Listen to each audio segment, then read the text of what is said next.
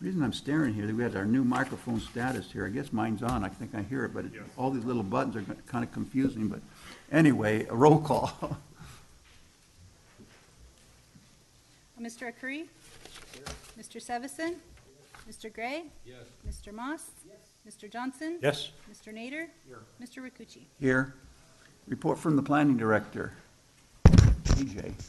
Good morning, Chairman, members of the Commission. E.J. Avaldi with the Planning Services Division. After last week, you all realize now that you have a really difficult job, and the fact that you all are at this meeting says a lot. So thank you. You're not making it easy. So just real quick update at the last board, well, not the last board meeting, but on the 21st, remember the Willow Park gate that was denied here at the Commission, that went on appeal to the board. The board ended up denying that appeal. So for the Willow Park subdivision, end result is no vehicle gates. At that same meeting, the board also approved the West Placer Stormwater Quality Design Manual, which is something that your board had recommended, or your commission has recommended approval of. So looking at the schedule that is coming up, things are not slowing down. We're going to be meeting next July 28th, and that's going to be a Tahoe meeting. Right now it's at the North Tahoe Event Center, but we're looking at, that's confirmed, right, Kathy? And that's going to be the draft EIR, EIS hearing on the Tahoe Basin Area Plan. And then... Is that the only thing on the agenda? That's the only item on the agenda. So hopefully not an all-day meeting, if we're lucky. We'll see. We will see. The next meeting after that is August 11th. That will also be up in Tahoe, and that is where we are still confirming the venue. It's either going to be at the North Tahoe Event Center or Grand Labacan, and that is going to be the Village at Squaw Valley specific plan hearing. So that will be an all-day event, I imagine. Then the end of August, August 25th, we'll be back down in Auburn, and we have the Park at Granite Bay, the Granite Bay project, which will be coming before you, and then also the Auburn Creekside Center, and there may be some other items on that as well. And then I anticipate in September we'll be making another trip up into Tahoe. We have 3 other projects that have draft EIRs that are about to be released, so we'll have draft EIR hearings on those as well. So I don't know what our final Tahoe meeting count's going to be this year, but they're adding up. So appreciate y'all being willing to make that trip. So that's all I have on our schedule, unless you have any questions. Is there any questions of EJ on the schedule or anything else? Okay, thank you. All right, thank you. Next item on the agenda is public comment. This is where the public can comment on any items not on today's agenda. Is there anyone that wishes to speak at this time on items not on the agenda? Okay, seeing nobody rush to the podium, we'll go on then. Next item is consent agenda, and we have some changes, and EJ will kind of highlight those for us. Instead of 6 items on the consent agenda, we only have 1. The other 5 have to be pulled off, and EJ is going to explain why. Thank you, Chairman. So what I'd like to do is pull items letter A, C, D, E, and F off consent. And when we get to those, I'll explain what the changes are. And what that leaves is item B. And so if you can act on item B on the consent agenda, and then we can address the other ones afterwards. Is there a motion to approve item B on the... Been moved and seconded that item B be approved on the consent? You say B or D? B. B is the only one that was left. Nellie. Boy. Nellie Jo ran. That's correct, Nellie Jo. It's been seconded already. Roll call. Yes. Yes. Moss? Mr. Johnson? Yes. Mr. Nader? Yes. Mr. Rikuchi? Yes. Okay, EJ now. So, Chairman, if we'd like to take these next items up now, we'll try to run through them quickly, and that's item A, C, D, E, and F.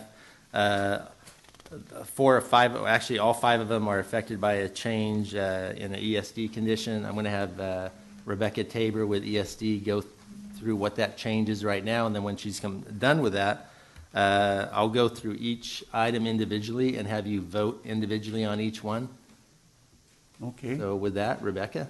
that'll be fine. So why don't you go ahead and start on item A then? Somebody. If I could give you the background on the reason for the changes, the errata memos on each of these. It has to do with the Phase 2 permit, the NPDES MS4 permit, the state's permit. So typically, when there's an extension of time, it's been our standard practice and at the advice of council that we would update conditions of approval for current state law. So it followed in our line of thinking that we would put the new Phase 2 permit requirements on the conditions for these subdivisions, the extensions of time. However, we did have a question about that from an engineer on one of the projects. So we looked into this a little further, and the Phase 2 permit has been in effect for many years, and there's been requirements to infiltrate and have BMPs and take care of water quality issues. But in 2013, there were new requirements added when the state did a renewal of that Phase 2 permit. And those were post-construction LID and hydromodification management requirements, a little different than what we had in the past.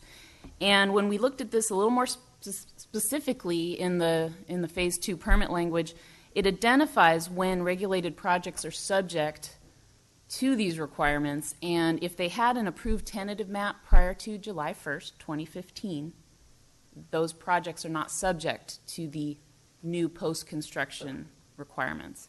So we have made that determination, and we know from here forward, but in order to correct the conditions for these extensions of time, we're removing any of the newer permit language like LID, hydromodification, the 5,000 square feet of impervious surface that triggers requirements. We're taking those conditions out. We're keeping in what's always been applicable. The standard Phase 2 permit is still a requirement, but not the 2013 permit renewal. So basically with renewals, the newer standard don't apply is what you're saying, because it's renewal. I would have thought that when you come up for anything, when you change, you have to upgrade to the newest standard, but this isn't the case, I guess. But you broke something, Karen. I'm just not having one of those good days. You normally would. This is a particular exemption that was built into the state law that came to light. So this is a very odd exception, but it is correct what ES&D is doing by updating the conditions. And all 5 of these that we'll be talking about here, A through whatever, except for B, will have the same item removed or changed back to the old language. Okay. Yes, they'll be very similar in each case. Okay. Any commission members have questions of staff? Any? Not open up to the public. Any public member here on this item? Not, I'll close the public hearing. Is there a motion? So what I'd like to do, Chairman, is just run through each one of these, and so you can vote on them individually, and I'll be as expeditious as I can going through these. Okay, so, you're going to go through them first, and then we'll have to take them all individually. Yes. Okay. Right after I introduce the item, then I'll let you vote on the item. And so let's start with item A. That's Hidden Creek Subdivision. 2-year extension of time request for a previously approved vesting tentative subdivision map and conditional use permit that allowed an 18-lot planned residential development. This property is located on the north side of Atwood Road, about 0.4 miles west of Richardson Drive in the North Auburn area.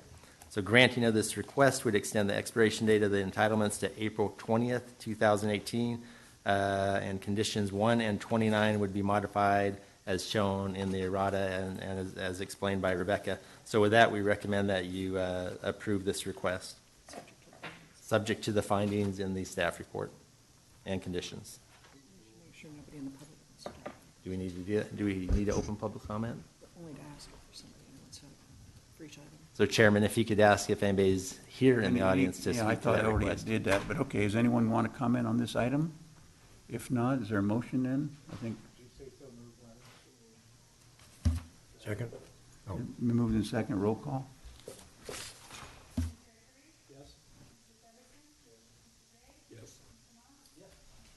yes? Yes, okay, we move on to item C. Item C is Saronics Corporate Campus. This is a 2-year extension of time request for a previously approved tentative subdivision map, conditional use permit, and variance that allowed a phased commercial subdivision. The property is located at 13350 New Airport Road in the Auburn area. Granting of this request would extend the expiration date of the entitlements to April 23rd, 2018.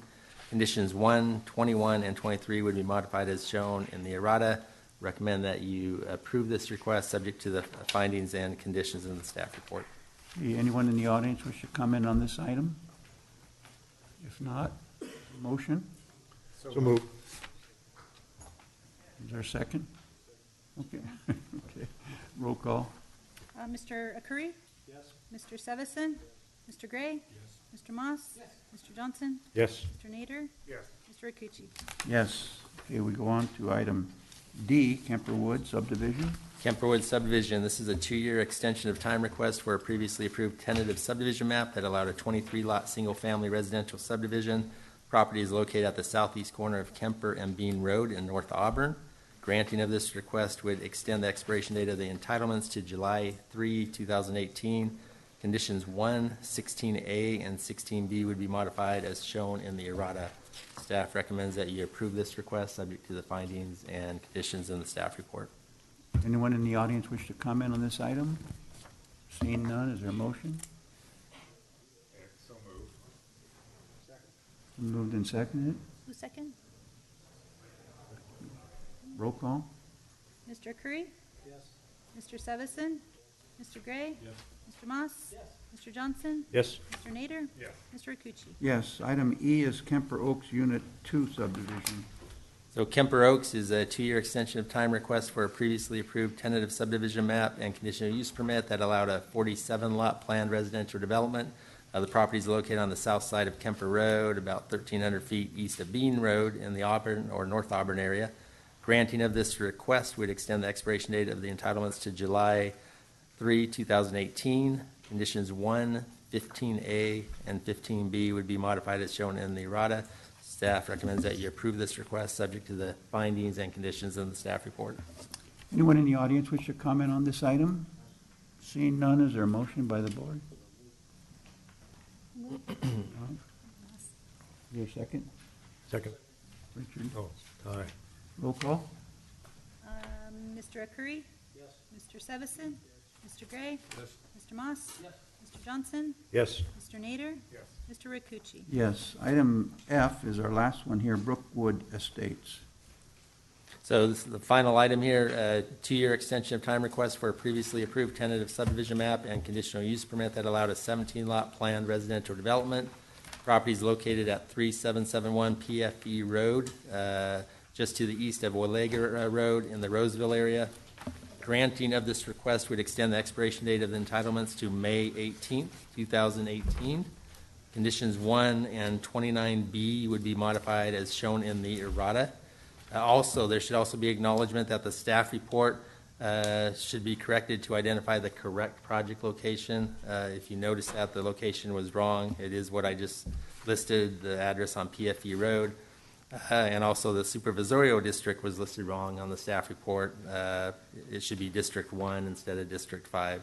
So with that, we recommend that you approve this request subject to the findings and conditions in the staff report.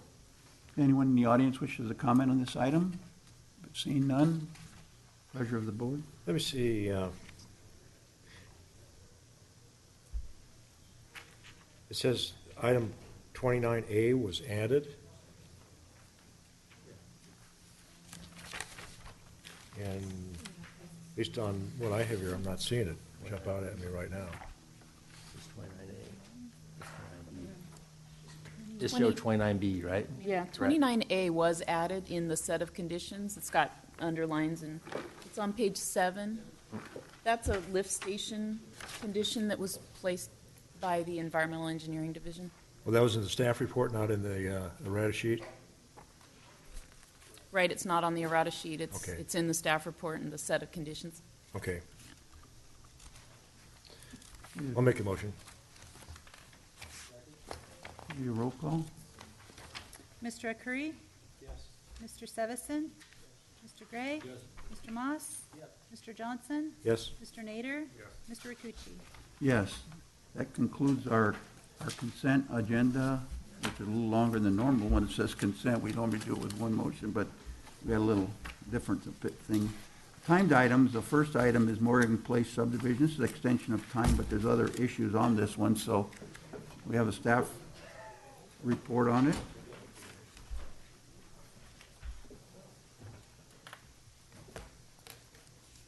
Good morning, Mr. Chair and Commissioners. Nikki Striegan, Planning Services.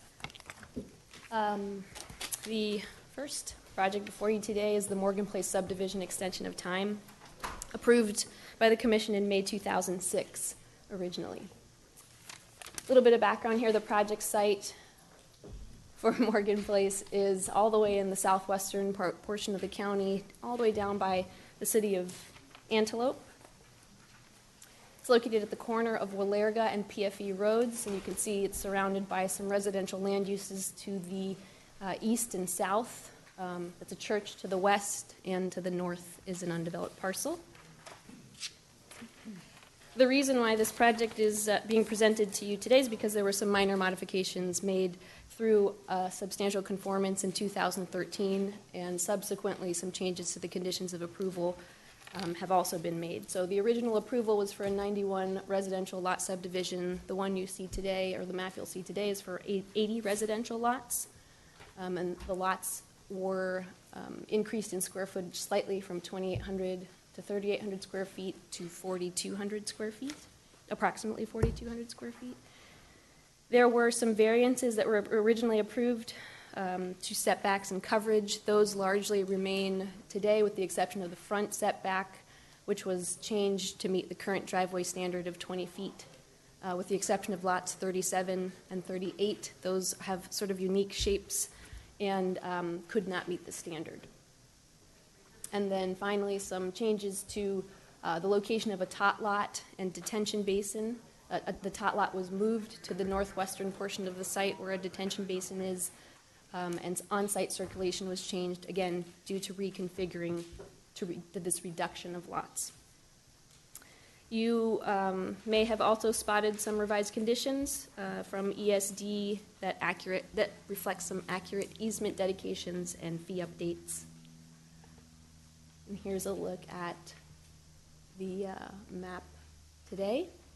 The project is actually in its fifth submittal of improvement plans and undergoing a series of annexations, which have pushed it past its expiration date, which was June 5th of this year. Along with staff's analysis, we looked at the environmental document in relation to the substantial conformance and the request today, and saw no need for further analysis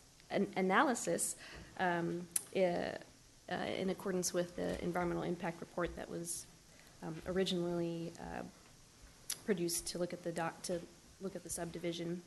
So, a little summary of what we're looking at. Original approval was in May 2006. A series of state extensions were approved. A substantial conformance determination was done in November 2013. That pushed the expiration date to June 5th of 2016, and then the request today would push that expiration date to June 5th of 2018. Therefore, staff's recommendation is to approve the 2-year extension of time request for the Morgan Place subdivision and variances in reliance on the previously certified environmental impact report and modified conditions of approval based on the findings in staff's report. Thank you. Is there questions for staff members? About public? I mean, for now, Oh. staff members? Okay. Guess none. Okay, as the members of the public wish to comment on this item, we have one person coming up. Your name for the record. And Good morning, Commissioners. My name is Dennis Moser of Moser Ventures. I'm here representing the applicant and owner on this property. I really don't have anything more to add to the staff report, but I'm happy to answer any questions that you might have about the changes that we've made in the plan or anything else. Okay, Thank you. Is there any questions of the applicant's representative? If not, I guess, Thank you. you're free to go. Anyone else in the audience wish to speak to this item? Not a close a public hearing, and what's the pleasure of the commission members? Any questions, additional questions, discussion, motion?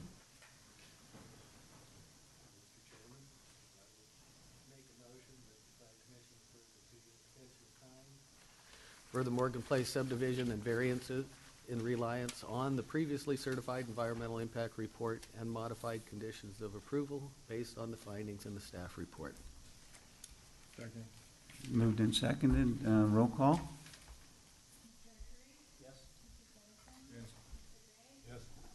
Yes. Yes. Yes. Yes, thank you. Motion approved. And next item is Vista del Lagos, extension of time, 10th subdivision map, initial use permit. Good morning, Mr. Chairman and Commissioners. Christopher Schmidt with the Planning Services Division. Before you today is another extension of time for this one for the Vista del Lago subdivision. It's a 14-lot planned residential development in Granite Bay. It's located at the southerly end of Lake Forest Drive, south of Lameda Lane, and east of Auburn Folsom Road, and it abuts the Folsom Lake to the east. The project site is 50.5 acres. As I mentioned before, it's on the south end of Lake Forest Drive, currently vacant. Area zoning is residential agriculture, minimum building site of 4.6 acre minimum, and a planned residential development of 0.44 units per acre. This site and the surrounding properties are all the same zoning. The site plan, 14 lots ranging in size from 1.5 to 2.8 acres and 20.2 acres of open space. The biggest issue that's delayed development of this project is the requirement from the fire district and the county of providing an emergency vehicle access to the property. And that requires an access to the Eden Rock subdivision on the east. And the pointer's not working. Here it is. The other option for emergency access would be to the Placer Canyon subdivision a little bit north of there. So instead of connecting to Eden Rock, the other possible connection is over here. Just a brief timeline. This project was originally approved back in 1993. Back then it was 12 lots. It received a couple of extension of times from the county, and then the applicant came in with a 14-lot project. So it's a new subdivision number, subdivision 400. That was approved in May 2002. A series of automatic state extensions were granted, and the applicant came in July 2007 for a 2-year extension of time from the county. That approval by the Planning Commission was appealed to the Board of Supervisors, who denied the appeal, so the extension was approved with a new expiration date of May 29, 2016. So the combination of the 2-year extension from the county and the state extensions got us to the 2016 date. And the proposal today is for an additional 2-year extension of time through May 29th, 2018. And with that, staff recommends approval of the 2-year extension of time in reliance on the previously adopted mitigated negative declaration and conditions of approval subject to the findings found in the staff report. And I'd be happy to answer any questions. Any questions of staff members? Go ahead, Nikki. Access has been taken care of, or how's that working? Access has not been taken care of. So it remains a condition of approval, and they can't go forward with development until that access is obtained. Okay. Any other questions? Now, did the MAC address this? I'm trying to remember if I'm getting mixed up with another one, but it seems like I had something that said that the Granite Bay MAC, was this one that they looked at or not? I think that's for one of the other projects later. Right. The extensions don't go to the MAC. Oh, okay. All right. Okay, well, thank you. Thank you. Anyone in the audience wishes to address the commission at this time on this project?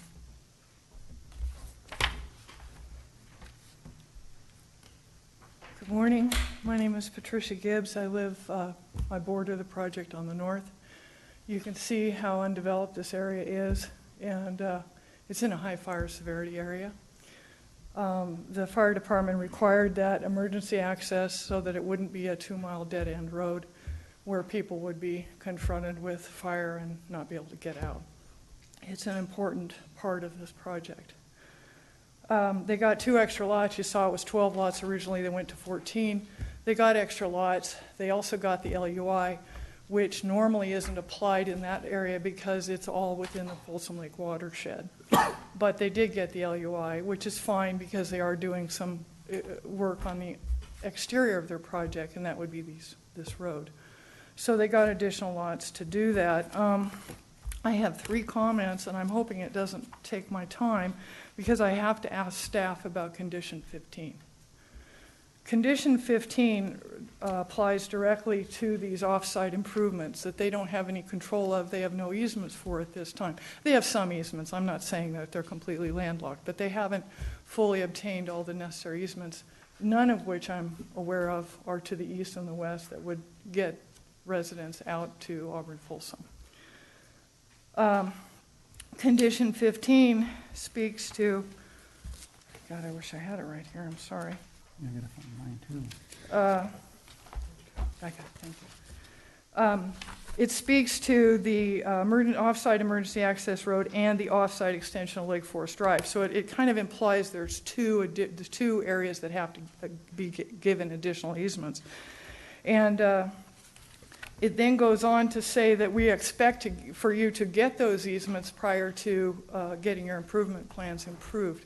Because if those improvement plans get approved, if they do all the work on that project, and these improvement plans come in, the county is, as I understand it, is obligated to then allow them to proceed, and the county is then on the hook for obtaining those additional off-site easements that they had no control over. So they've put a condition in here that says the applicant is required to get additional easements necessary to construct the off-site extension of Lake Forest Drive without any assistance from the county, meaning the county won't condemn these properties for the additional easement. What I need clarification for is in that last paragraph on page 12 of 32, it only refers to the off-site extension of Lake Forest Drive, and it doesn't directly address the additional needed easement for the emergency access to Eden Rock or the other project. It does not address that in this paragraph, and that's kind of the key paragraph because the county is saying you've got to get these easements before we're going to start approving your improvement plans. Okay, Because if they don't do it, we're in trouble. Let's stop there maybe and just have the staff maybe address that issue or clarify it. Is there any problem with the way we have that written, that one condition 15? And this whole easement, what comes first?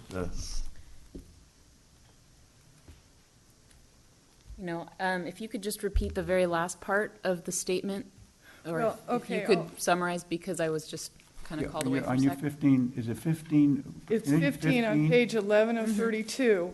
The first paragraph of 15 says you'll acquire easements for both off-site and emergency and off-site extension of Lake Forest Drive. The concluding paragraph here says that the applicant shall acquire additional easements necessary to construct improvements for the off-site extension of Lake Forest Drive. It doesn't refer also to the emergency access easement. Oh. And it should be both. They need to acquire both sets of easements to meet the needs before the project gets approved. Well, I may not be following, but item H says a 50-foot wide emergency access easement from Lake Forest Drive to Eden Rock Drive. Correct. So that's covered. Correct. The last paragraph here, and I know that we all know people can read between the lines when they get lawyers involved, and lawyers could potentially be involved in this very difficult situation. The last paragraph of 15. The first part covers both roads. The last paragraph of 15 says, the applicant shall acquire additional easements necessary to construct improvements for, quote, the off-site extension of Lake Forest Drive without any assistance from the county. It does not say the applicant shall acquire the emergency access road easements as well as easements for the offsite extension of Lake Forest Drive. So I would need clarification that it would cover both. When you say the last part of 15, that's on page 13. Page 12 of 32. I'm sorry, page 12 of 32, I'm sorry. It would be. So you mean, Well, it's not the last not That's paragraph. correct, you're correct. 15B, it's the very next part of this.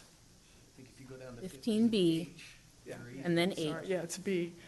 B says, though, that it's only referring to a requirement of the one road. But doesn't H cover the other one? Yeah, the way we write this condition, if you go back to the first part of condition 15, the intro says to provide the following easements / dedications on the improvement plans and the final map to the satisfaction of ESD and the DRC. Then it lists A, B, C, D. These are the easements that need to be dedicated. So it's inclusive of all of the listed lettered sub parts of the condition. Okay, so just to be clear then, the county would expect the applicant to acquire all necessary easements for both the emergency access road, off-site Lake Forest Drive Road, Yes. and prior to approval of any improvement plan. Absolutely. So that's. We would not sign those improvement plans until all of those are in place. Okay, and that's been a big concern, and that's why I appealed in 2007, just to get that in the record. Okay. It's very important. It's No, it is. not something that we really want there. We don't want more roads, but it just logically makes sense. I agree with you. I have two other quick comments. One is, there is a requirement, the county may impose a reimbursement agreement on property owners in the area for the off-site roads. And I just want to go on notice that I do not, I object to participating in any future reimbursement scheme for this project. And then lastly, this is in a rural residential area. There are livestock in the area. I have livestock. Another neighbor has livestock. It's rural residential. There's a whole bunch of rural residential along the lake and et cetera. And there's the National Recreation Trail right on the lake there. It's a fabulous area, and it is rural. And I don't see anywhere that there was planning department put anything in there for some sort of notice to residents of the rural nature of the area.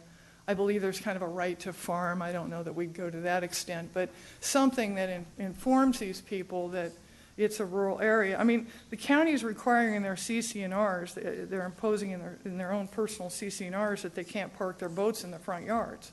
So they really care about the aesthetics for these people that live on this 14-lot project, but I want them to care about the existing residents as well with regard to the rural nature. So. Yeah, in other words, I think I'm getting the gist of yours that people buy into, well, any place actually, and they're near some kind of a farm or livestock operation, all of a sudden they start complaining about smell, noise, flies, whatever it might be, and you're saying that you'd like to make sure that people that buy these homes or lots are aware of that. Yes. Can the county impose that, or is there anything in there?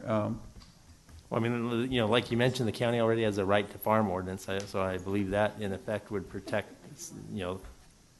your properties from, complaints from the others. Okay. I mean, we have an obligation to manage our properties. Sure. I'm not ignoring that issue at all, but sometimes there's a certain delicate sensitivity of urban residents that are plopped down in rural areas that I think they need to be heard. They need to know ahead of time that that's what this is. So I would hope that planning department would be very aware of these rural residential areas and start maybe coming up with a condition of notifying some standard document that they can notify the future residents on smaller lots that there are rural residents. Thank you for your comments. Right. Thank you, I appreciate it. Staff want to make additional comments, and I'll have the rest of the public who wants to speak. Mayor, just add that condition 65 double D says notification to homeowners that there's a public horse trail constructed through the project and that the project is located in an area where livestock, particularly horses, may be maintained on adjacent properties. Okay, so kind of covered somewhat there. And these are, granted Question. old conditions. Quick question from the. Yeah, you and I know it, but are the prospective buyers of these properties, are we requiring the sellers to inform them of this position the county has? It would be in the CCNRs. Is it up to and them to Correct. find out about it? Or do we That'd be tell- part of the Tell them to CCNRs. tell? And in the sales pack, the notifications in your sales packet. Okay, great. Okay, thank you. Anyone else in the audience wish to comment on this item? If not, I'll close the public hearing. Any additional questions of staff by commission members or further discussion? Anything? Anybody want to say something? Motion if you're ready, Mr. Chairman. I think we are. I don't see any other comments coming forth. Go ahead. Chair, I recommend the planning commission approve the 2-year extension of time request for Vista Lago Subdivision in reliance on the previously adopted mitigated negative declaration and conditions of approval, subject to the findings in the staff report. Okay, it's moved and seconded. Further discussion? No? And roll call then. Yes. Yes. Yes. Yes. Yes? Yes. Yes. Thank you. The next item is Placer Gold Industrial Park vesting tentative subdivision map conditional use permit. And who's staff members making that presentation? There we go. Okay. Sherry?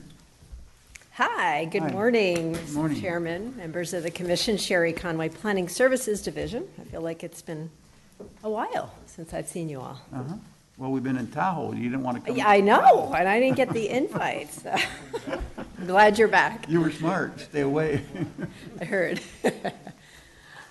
We're here today to present for your consideration the Placer Gold Industrial Park project. The applicant is requesting approval of a phased vesting tentative subdivision map and master conditional use permit to create 9 industrial lots ranging in size from 2.9 acres to 13.6 acres. Project site is located right here at the terminus of Cincinnati Avenue, right smack in the middle of the Sunset Industrial area, although we have informally dropped the word industrial, so now it's just the Sunset area. In western Placer County, just about a half a mile west of Highway 65. City of Rockland is immediately contiguous to the east portion of 65. Site does border undeveloped industrial land on the west, Union Pacific Railroad and Railroad Spur and Industrial Avenue to the east, as well as developed and undeveloped industrial lands to the south. The Rio Bravo biomass facility is directly to the north of the project site. So now that we all have our bearings, project, let's see, let me get my, project is interested in creating a industrial park subdivision designed to accommodate the widest variety of light industrial uses that are permitted within the current Sunset Industrial Area Plan, including uses such as light manufacturing, warehousing, distribution, assembly, business and support uses, retail, and offices. Go to our map so we can get our bearings. As I mentioned, the project is proposing a 9-lot subdivision. Lots would range in size from about 3 to 13 acres. 2 lettered lots are also proposed, lots A and B, which would be for stormwater detention. Let's see if we can find those. This is not the greatest map, is it? Owned and maintained by the Property Owners Association. The total 9 lots plus the 2 lettered lots do total about 52.33 acres in size. Total build out on all of the 9 lots would not exceed 460,000 gross square feet of industrial building space. The vesting tentative subdivision map does include a proposed right-of-way right here in the northwestern corner that would accommodate the future Placer Parkway alignment. This project would create a subsequent 118-acre remainder parcel that parcel and any entitlements today are not part of what we're looking at today. So subsequently, this remainder parcel would have to come in and go through a similar process. Let me get to a better map.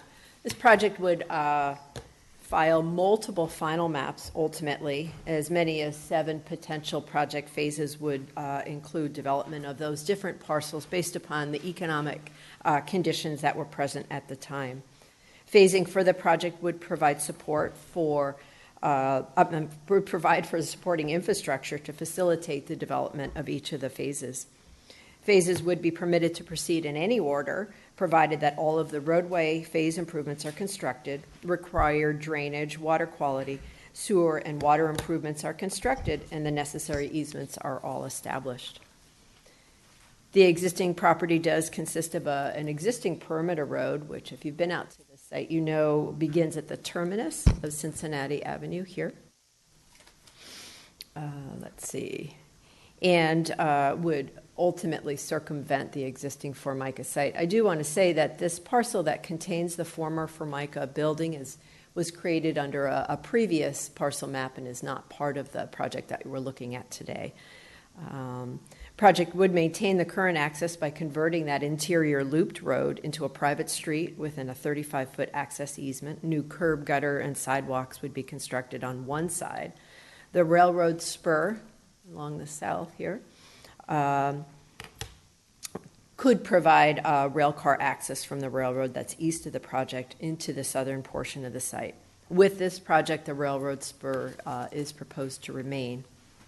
A traffic study was conducted for the proposed project, and it determined that the existing, my pointer, 376,000 square foot building, which was the former Formica site, plus an additional 500,000 square feet of potential building consisting of these industrial uses, equivalent to 6,020 daily trips, could be developed on the project site without violating the Placer County traffic level of service standards. In order to maintain an acceptable level of service at the intersection down below at Cincinnati and Sunset, the maximum square footage, I want to reiterate, allowed for the resulting 9 lots would be limited to a total of 460,000 square feet.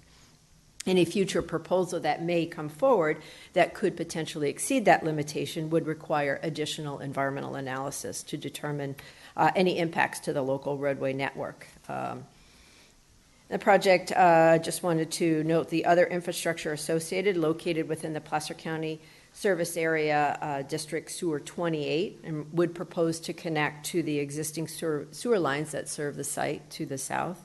Water service to the site is provided through the Placer County Water Agency. Project area has applied for a verified jurisdictional delineation of wetlands and waters from the Army Corps of Engineers. The verification map did identify 0.9 acres of seasonal wetlands and 0.1 acre of intermittent stream. 7 special status wildlife species do occur or have a moderate or high potential to occur within the project area. Therefore, mitigation measures to avoid or reduce impacts to these species and sensitive habitats have been included as conditions of approval.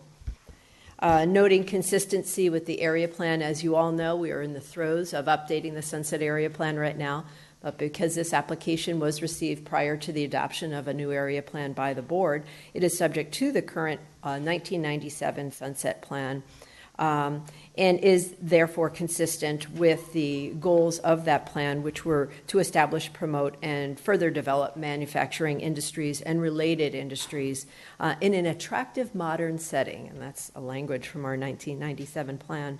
This proposed project is located in the industrial core district of the 1997 plan and is compatible with the surrounding uses. A quick mention again to Placer Parkway. Back here is an approximate, if you're not aware, approximately 15-mile-long east-west controlled access regional transportation facility that's planned to connect right here at the Whitney Interchange in western Placer County to planned industrial development over in South Sutter County, as well as the I-5 corridor. So this leg right here would transect the property and ultimately connect down to Foothills Boulevard.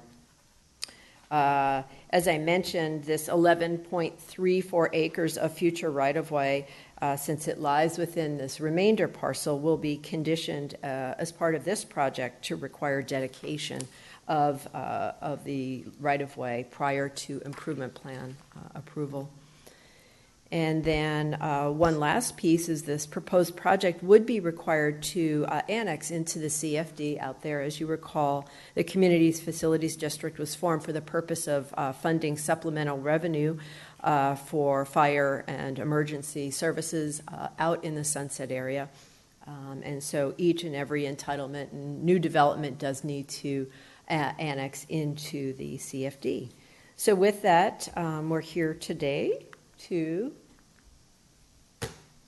staff recommends the adoption of the mitigated negative declaration, mitigation monitoring and reporting plan, as well as approve the proposed phased vesting tentative subdivision map and master conditional use permit, subject to the findings and conditions contained within the staff report. And I want to also point out the errata sheet, which you should have also received. And I'm happy to answer any questions your commission may have. Thank you. Questions? Just curious, is there attention to a long-term plan that Cincinnati would connect to something else on the north end? And I might defer it to Mr. Franz, but no. Okay. Phil Franz from engineering. I think, and Sherry, you're more familiar with the Placer Ranch project that may be coming forward, but I believe as a part of that project, there may be a connection that would go to the west. Right. From so there would be a Cincinnati secondary access. Oops. Okay. Let's see if I cannot mess this up. Secondary access would eventually get punched out here, around here, right? Yeah. As part, if the Placer Ranch specific plan project moves forward, that would be a requirement for secondary access. But I don't believe there's any plan to extend Cincinnati north. Okay, thank you. Yeah, that just kind of, maybe, I didn't think of this before. I was thinking of a similar comment because on Cincinnati Avenue, it's kind of just it's one-way spur. And if there was a need for emergency access, the fire station's over by Thunder Valley. Correct. And it would have to go out and around and come back within less than a quarter mile of Atwood Road. So that's kind of ways a question as far as emergency access. And if you all recall, a few weeks ago, there was a grass fire out here, exactly here, and not only burned about 200 acres out in this parcel, but did come right up to one of these contractor buildings right down on, a little further down on Cincinnati, and that whole area was evacuated. Yeah. So you can certainly see the concern there to need a secondary access eventually to punch out to. It would punch from Cincinnati into one of the internal roads on the Placer Ranch project. Is the Placer Ranch the same ownership as this parcel? No.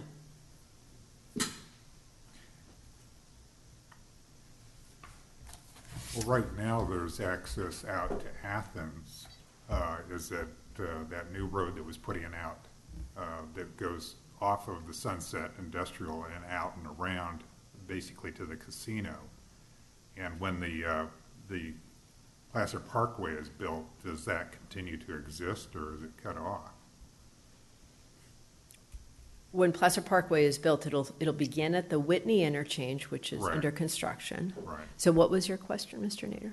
There is, right now, you can get into the Sunset Industrial area and you just keep on going on a new 2-lane road that goes around and curves over to Athens. So either Foothill or Industrial. That's Foothills North. Foothills, Yeah, Foothill will remain, and in fact, that would be the first interchange of Placer Parkway. Yeah. So you would exit off of Foothill and go north to the casino. So that's the or go south into. That's an alternative access, obviously, into the industrial area. Yeah, and I think the hope is ultimately to divert traffic away from that at-grade railroad crossing at Athens and Industrial. Right. Any other questions? Discussion for another day. Okay, thank you. No question, no further question at this time. Anyway, maybe some follow-up questions. Is the applicant, Mr. Bardini, here today from Martin Patalo, is going to be representing the applicant today? Chair Rakucci, Commissioners, Greg Bardini with Morton Metallo, representing the applicant, CP 3500 Cincinnati LLC. The owner, Brett Baumgarten, is here with me as well. We appreciate your consideration this morning. Really, we have nothing to add to Sherry's excellent staff report. We're in agreement with the 109 conditions of approval in accordance with the errata sheet provided. To answer the question on access is, yeah, we'd been working on that access when Placer Ranch was moving forward. We had schematics of that access in connection with their project. So we'll continue those efforts as that project continues to move forward. With that, we're available for any questions. Any questions? Greg? Okay, not any right now. Is anyone else in the audience wish to address the commission at this time? Seen at least one person get up. Maybe more after this one. Hello, I'm Veldon Leverich, Chief Engineer for KFIA, which is to the west of the planned development. Our concerns are, and I've discussed this with Sherry, our concerns are that they need the assurance that this development is not going to have any increased height, which might impact the radio transmission from there. As an aside to this, when the casino was built, it did have impact on our radio transmission signals from there, and so we're concerned that anything that's part of this development has no height. And I believe I understand that that's the case. So what's the maximum height that would you're requesting that it would be not so it wouldn't be interference? Well, a single story would not be a problem, and the fact that there's existing single story there now, which is not impacting us, and the fact that you're building to the east of that, okay, I would not see anything as a problem at this point in time. My other concern is the access road. It's a little hard to calculate from where this was mentioned, the parkway, whether that would, my correct assumption is that parkway would come to the south of our property, which includes all the towers there at KFIA. Okay. I don't know, staff have any comments on that as far as the height and also the one about 65? Well, with regard to the parkway does not touch your property. It's okay, south of your property. And I did speak with Eldon about the height. Right now in the INPDC zone district of which this property is contained, the maximum height is 50 feet, so it is 2 stories. And I did also discuss the fact that we were updating the area plan, which could potentially have changes in land use designations with different development standards that we currently have today. So we'll be meeting with Veldon and his team to understand the operational aspects of his property, which is adjacent to the west from this site. Well, 50 feet is more than 1 story, isn't it? Yes, it's 2 stories. 2 stories? Yeah. 3 stories? Yeah. 2 stories industrial. Any other questions? Do you have any other questions or comments? My questions. What? Those are all my questions, and I thank all of you for listening and for your concern about this. Okay, thank you. Anyone else in the audience wish to comment on this item? Seeing none, I close the public hearing at this time. Does anyone on the commission members have any questions of staff or of the applicant or the engineering staff that they brought with them? I talked to Marcus LaDuca yesterday, and that 460. I asked him about traffic because obviously that's with that intersection there at Sunset and Cincinnati. But and it was already explained by Sherry. That's what the limitation of the 460,000 square feet was all about. So I guess that one there's been addressed. So I didn't have any other questions. Any comments or is there a motion then? Well, I'm still kind of. Oh, go ahead. Go ahead, Rick. Yeah, I guess I didn't think this through before, but at any rate, from the fire department or ambulance perspective, has anybody made any comments about this project and the access time or anything like that? I know normally when you have a residential area, at the end of a road, you have an EVA of some kind, where here we have Cincinnati Avenue that dead ends. Right. Again, until the Placer Ranch project moves forward with that secondary access, I believe there is no further discussion on secondary access until the ranch project, which is moving forward, comes through, and that would at least punch a secondary emergency. And would this be included in the community plan that's being developed, or? It would be part of the Placer Ranch specific plan, which is now moving forward through the county. Yes, correct. It would be a requirement. But as a requirement for this project, no. Fire did not require a secondary EVA. And at least from a fire ambulance, no comments or no input? And I do want to say this project, where's Brett? This project first came to us in 2009 and was processed, and the environmental document was completed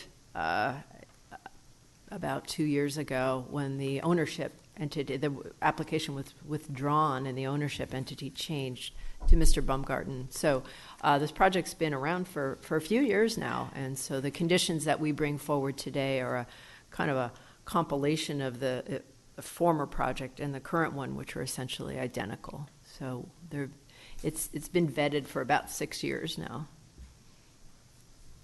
Would the fire department make new comments, though, since it's been around for a little while, like they have new requirements come up? Did they review the project? Okay.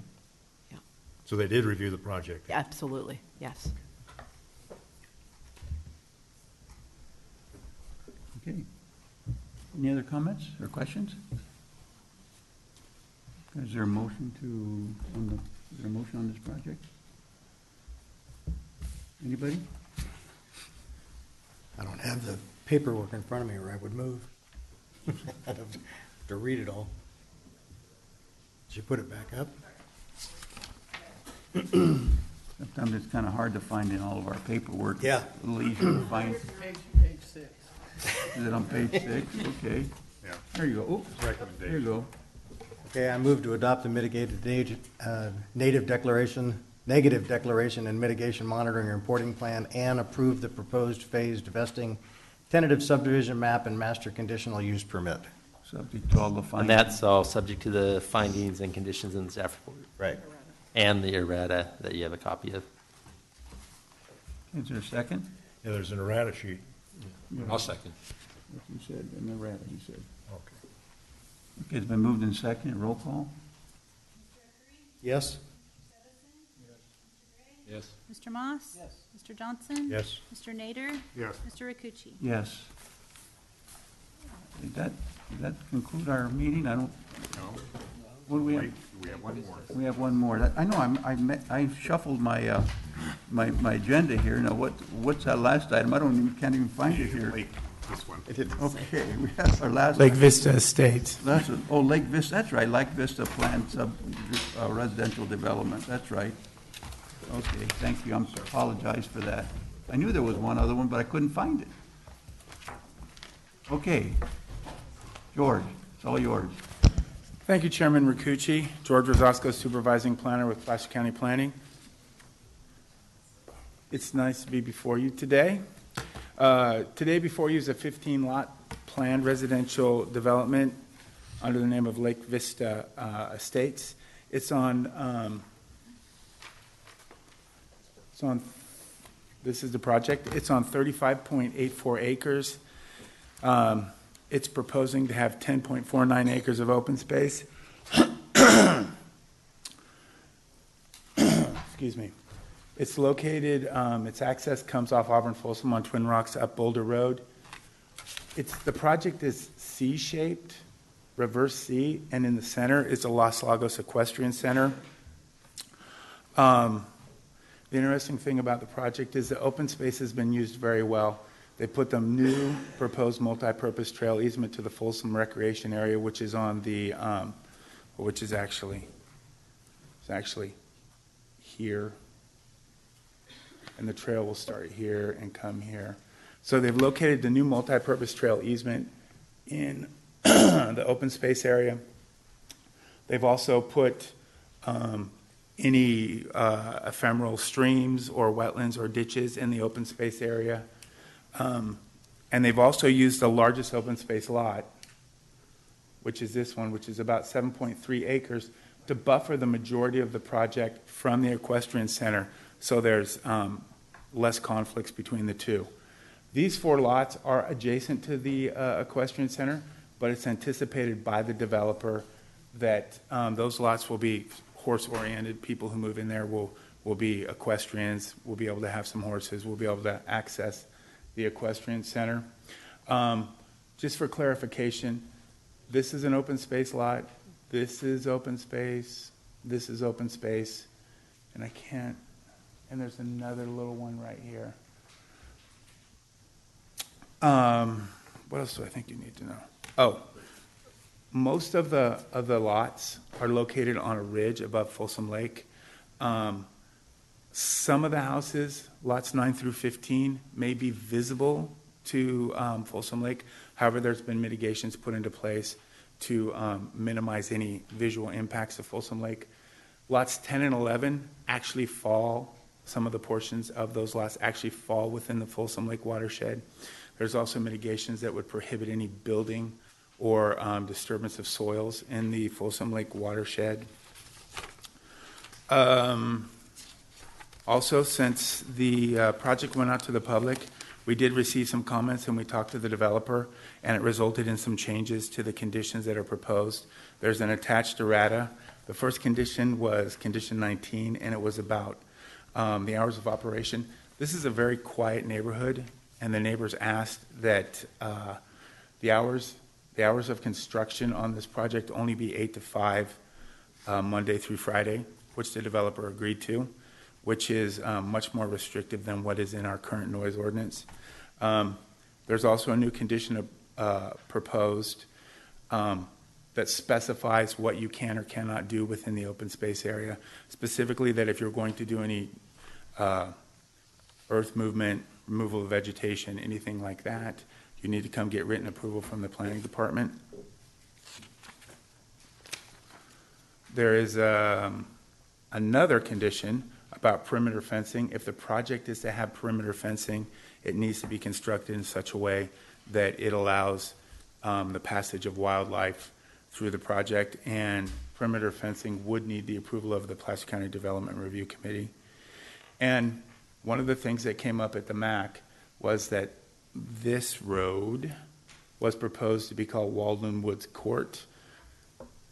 Some of the neighbors from Walden Woods asked that it not be called Walden Woods Court because it would cause confusion with regard to whether this was part of Walden Woods or part of Lake Vista Estates. So the developer agreed to change it to a new name, which is yet to be disclosed, but it won't be Walden Woods Court, and that's also conditioned. I really don't have anything else unless you have any questions for me. Any questions? Go ahead, Wayne. I have a couple. Wait, Wayne, go ahead. I think you get it first. Go ahead.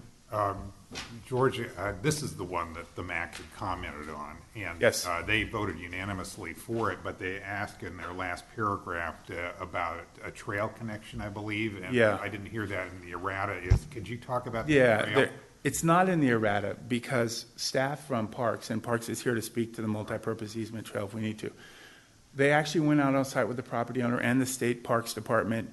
There's several sort of informal trails across this property that have grown up over the years, and there's some erosion issues. So they went out and specified a new trail alignment, which starts here, comes down, then goes out to the state recreation area. There are some other trails here, and they come across here. When this new alignment is put into place, these will be removed. What the MAC was talking about was a lady who has her horses at the Los Lagos Equestrian Center stood up and said, well, this trail is fine and everything, but you're going to get rid of these. But right now there is an informal trail that she uses, and I think other equestrians use, that comes down here, which would be in this open space area, and cuts across into the Folsom State Recreation Area. Mm-hmm. So it was news to everyone that there was actually something there. Parks is not recommending that that trail be maintained and that the new alignment that was agreed to with the property owner and the state be the ingress and egress out of the recreation area. So it would go through some of the open space area? It would go through entirely through the open space. The buffer, the 7.3 large lot, Right. that's right here. It starts here, and comes here. Where's the horse? The equestrian center is this. And so they would have access to that trail? Yeah, absolutely. Okay, no, I Yeah. mean, that's fine, I did. Yeah. And does that go out to a trail? I mean, if you're going out to the right on that side as you come down? Right, you mean here? Coming down, Uh-huh. kind of, when you had your green dot, you were kind of moving it down through that open space. Yes, And here? then it kind of goes to the right. Yes. Is there a trail over there? Yes, there's a trail that goes all the way over here into the Folsom State Recreation Area. Okay, That's to be so it connects aligned. to something out down. The trail right now sort of weaves around, and it's not really well defined, and there's some ones that go in here, and there's a few legs of it over here. And those were all agreed that those should not be there anymore, and that those, when the new alignment was dedicated and installed, that those old trail fragments would be abandoned. Yeah, because they're going to be lots now. Yeah. The other thing I didn't touch on, I wanted to, this is Lagos Subdivision, and in reference to the EVA, there was a lot of discussion during the process that this project needed a secondary access, and there is a gated secondary access that will go up to Barcelona Court in Los Lagos that is only to be used in the case of emergencies. Okay. So, is there any other questions? Yeah, go ahead now. Now you're. Yeah, this is one just for mainly information, and I do have another comment too. On the Folsom Lake side, there's kind of an area there that says something about state parks in Placer County. Is that some kind of a right-of-way, or what is that? You mean the state park, it says State Park Road? No, it says, on my map here, I'd have to look at the big map to really read it. It says State Park. I think I know what you're talking To about. Placer County, and then there's one that goes off to the bottom of the map that says just State Park. But they're dotted lines and an area in between dotted lines. And I think those are old trail fragments, I think. They're old what? Excuse me. What? Do you have a map that shows that? I'm not sure. I'm not tracking. Well, I can see it on this map here. Are you see talking it, see where? it adjacent to, If I point at it, you tell me what it is. You're talking here? no, go up. Here? Yeah, that, and then there's another one that it intersects it. Up above. That. Yeah. That, I'm not exactly sure what that is, other than it is in the Folsom State Recreation Area. I know that there is a road that runs around out here that goes in the Folsom State Recreation Area, but I'm not exactly sure what this actually is, other than it's part of the recreation area. Okay. Probably insignificant in terms of. Answer that question. Well, maybe we'll get a chance to ask another question here, and just keep that in mind, and you can answer it later. Let me see, my other question is, the state parks was, it appeared to be asking for some kind of a perimeter fence.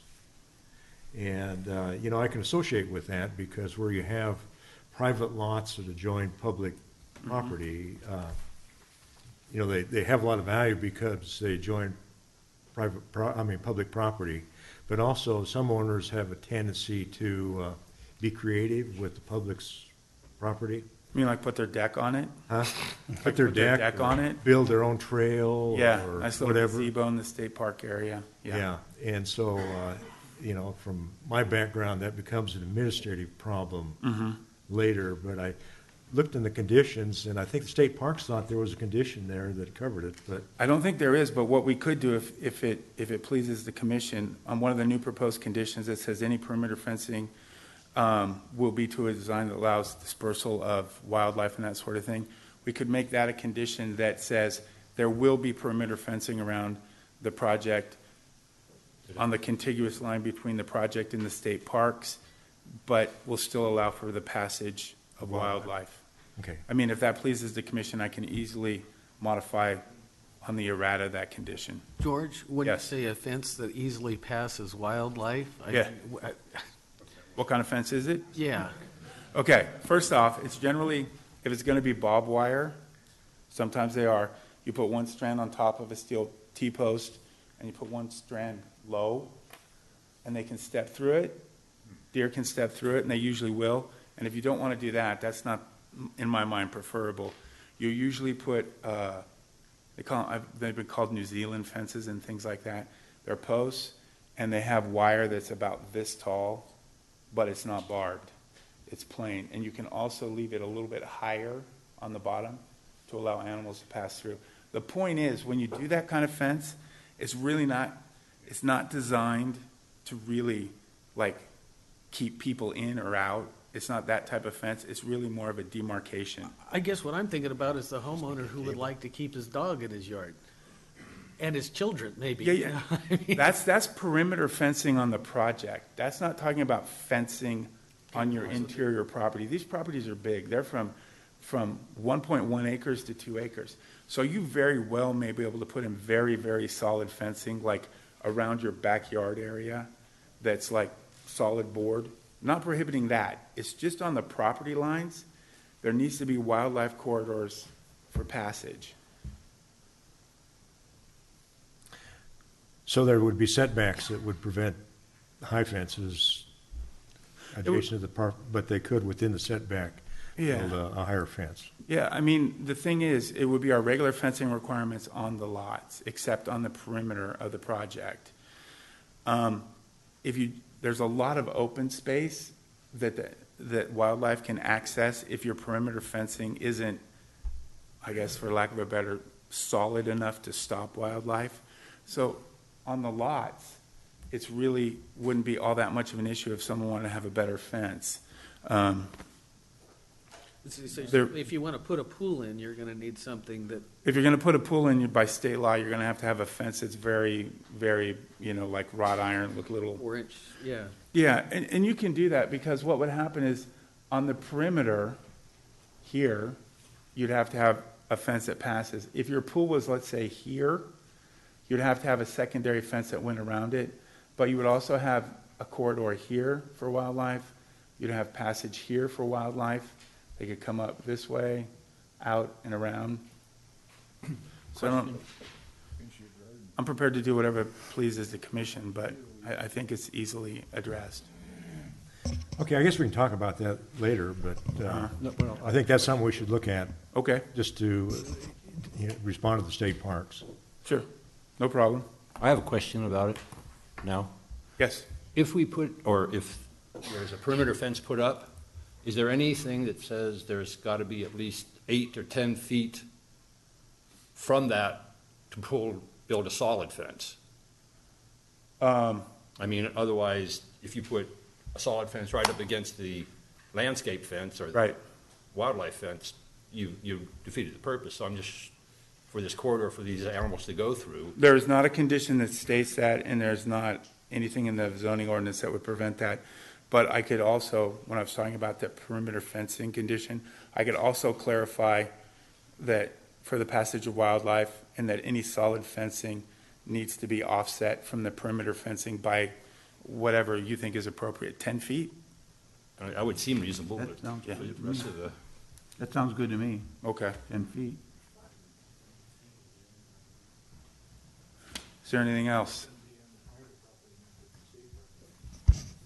Any other questions from? Chairman, if I may speak up real quick, I want to refer you to condition number 19, and George, is something you'll want to look at too, that there, on the perimeter lots, there is a condition that requires black steel open view fencing.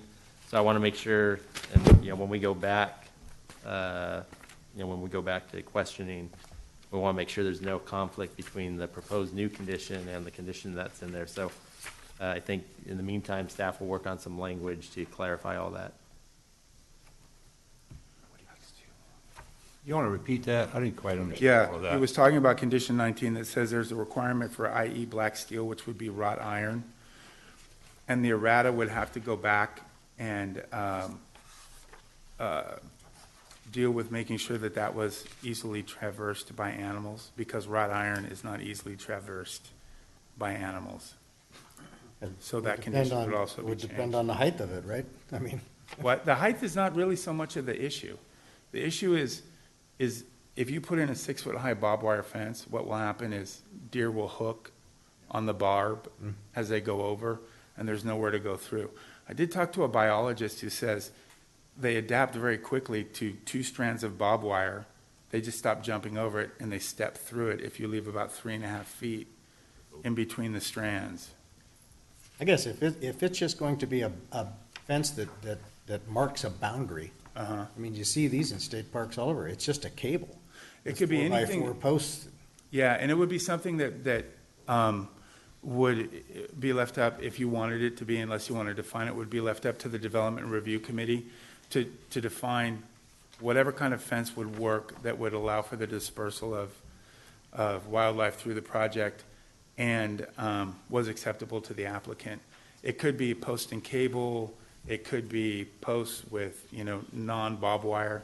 There's all sorts of options. It's just sort of what the developer thinks would be appropriate.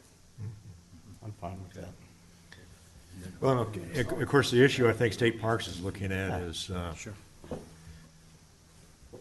That the residents don't create their own trail to connect to a trail system. Correct. Or actually expand their property onto the state park properties. So delineation is important, but also, somehow to prevent the building all these trails coming out of the subdivision to connect up with the trail system outside if they wanted to make a shortcut. If I can jump in, George, and that's exactly why Condition 19 is there, to prevent folks from accessing state parks land from their individual properties. So I think what we have to do is, find some, how do we meet the need of meeting the state parks needs and also allowing for, wildlife to pass through. So maybe we'll work on, while we're sitting here, changing just condition number 19 to meet both those needs. I think it's relatively easy to do. You can put a fairly substantial fence that allows wildlife passage and would be enough of a barrier so people understand that that's the beginning of the state parks.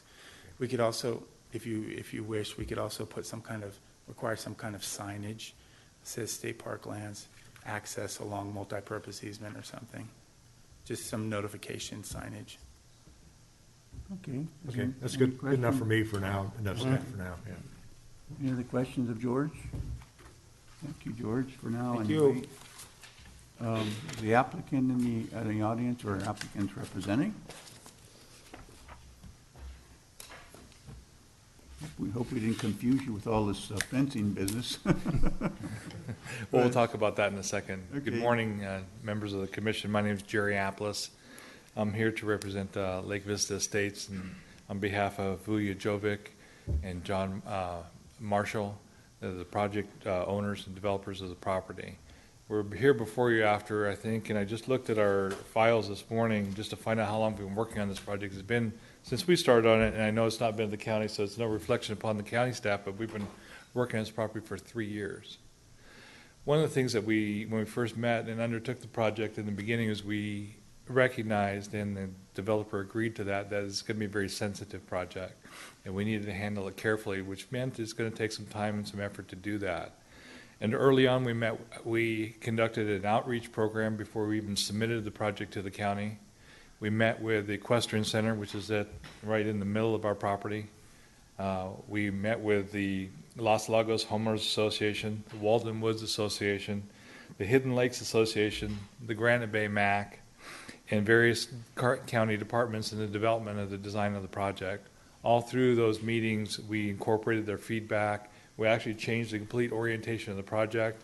After some meetings that we had, initial meetings with Los Lagos, we've changed the name of the project. We changed quite a few aspects of the project to incorporate that. We feel proud today because we feel that with those changes and the outreach that we've done, we do have the support, and we believe, and I don't want to speak for some associations, but that we do have the support, and I believe one of them is here today, the one across Walden Woods, of the neighborhood associations, and we're very proud of the fact that we have a unanimous approval from the Granite Bay MAC. There are 15 lots proposed, 14 open spaces, not 3, as identified in the staff report, just a technical correction. 1/3 of the project is left as open space. The area that we left as open space, as George mentioned, was the area between some of the lots and the equestrian center, and that's also where the trail ended up. We met with the Parks Department, both the state and the county, to develop a trail system that everybody felt comfortable with. We feel that the design is very good. I want to go back to some of the questions regarding some of the line work that's on the right-hand side of the drawing. There's some dash lines. The text that's labeled is the ownership of the properties. Those are state of California properties, and those are the adjacent property lines is all they are off the assessor's maps. So, as a requirement from the county, we have to show all the adjacent property lines and the ownership, and that's what that's all about. Basically, from our property line to the east, I mean, it's all state-owned, and that's all, part of the Folsom Lake property. There's just a little bit of scale, and we provided some renderings. I don't know if they're here today, but some photo renderings and photo simulations of what the houses would look like from Folsom Lake. And depending on how full Folsom Lake is, because it's been kind of dry a few years ago, it's a little fuller now. But if I recall, Folsom Lake is, just to give you a sense of scale, the water was around, in a normal year, was about 2,000, almost half a mile away. So it's quite a bit away. So just to put that in perspective, because when you think about Folsom Lake, it's not right there. And so we feel comfortable that we're going to have minimal impacts on the lake itself. I want to speak to the fencing because that became a discussion item by the commission. What we're seeing is a little bit different, and maybe just a little bit context. These lots, as George mentioned earlier, they're over an acre to a little over 2 acres. And so the way that we see it, and we've done many projects like this, is that it's not going to be traditional like you have a subdivision lot, like a small lot subdivision, 5,000, 10,000, where you fence the whole thing. We're not seeing that necessarily on this project, and we're hoping that it won't be that way. In the fact that in lot, I think it's 10 as an idea, and we'll use that as an example just so you can get a sense of where we're kind of thinking.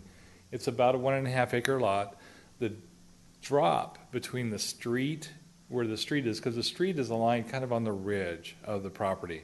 So then all the lots are right on the high spot. You obviously get the views and all those things. It's also where the clearest spot is, where there's minimal intrusion, and also it's located there for minimal grading and impact to the property.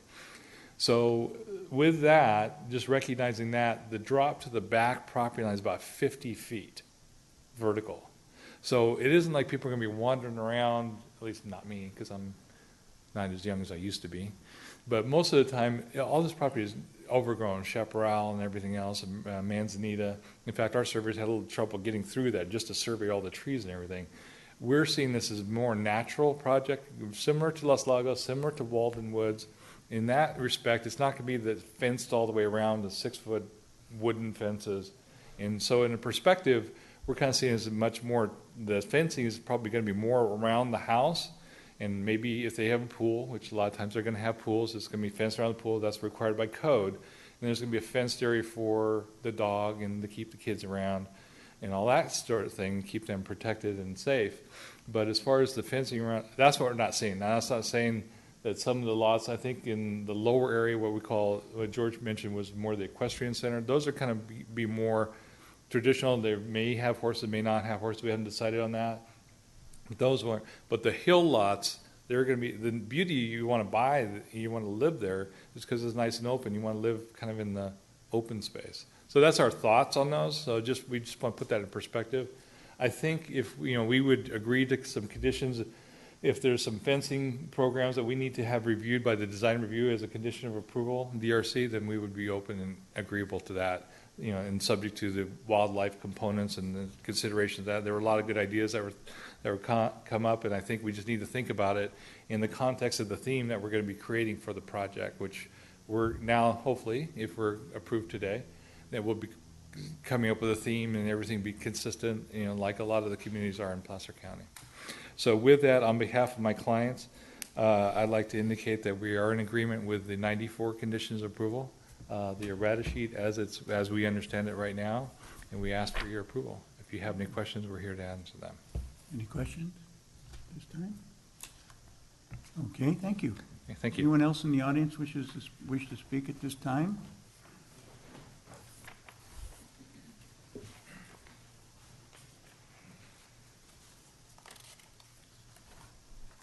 My name's Fred Blomquist. I've been a resident of Granite Bay for about 30 years.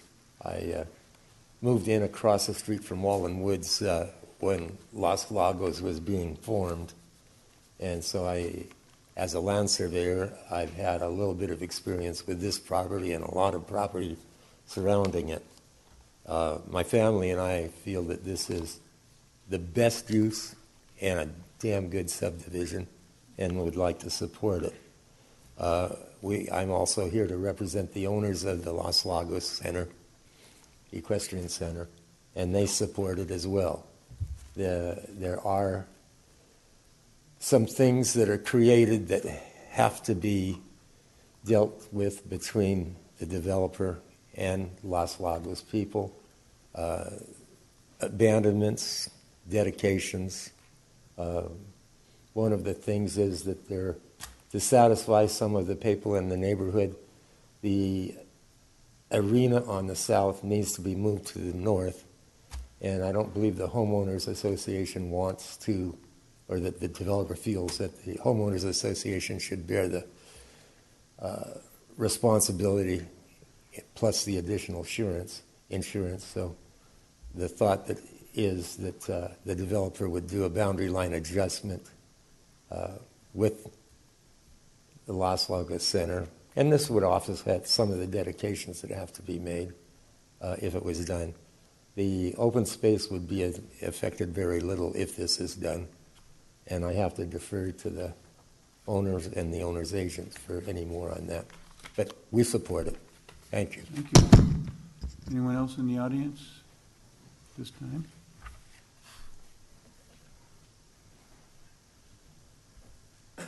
Morning, Mr. Chair, Commissioners. My name is Greg Mcgowan. I'm a professional consulting biologist. I live right across Boulder, the closest house to lots 1, 2, 3, and 4 there. So I'm not opposed to the project. I think it's a good idea. It's a nice scale, and the scope I think is fitting of the area. But the project allows for the construction of 15 homes over an unspecified time frame. It's a development in high-quality natural habitat surrounded by a permanently protected open space on 2 or 3 sides, with the park on 2 sides and the Walden Woods open space to the west. And, so this affects what's appropriate for the development and for the mitigation. And I think one of the things your commission is struggling with on fences here is that there are no building envelopes. So where those houses, the driveways, the yards are going to be is undisclosed at this point. More typically, you would see a 15,000 square feet box on there and say this is it. Then you can put your perimeter, your screening, privacy, security fencing there. The rest is, so to speak, private open space.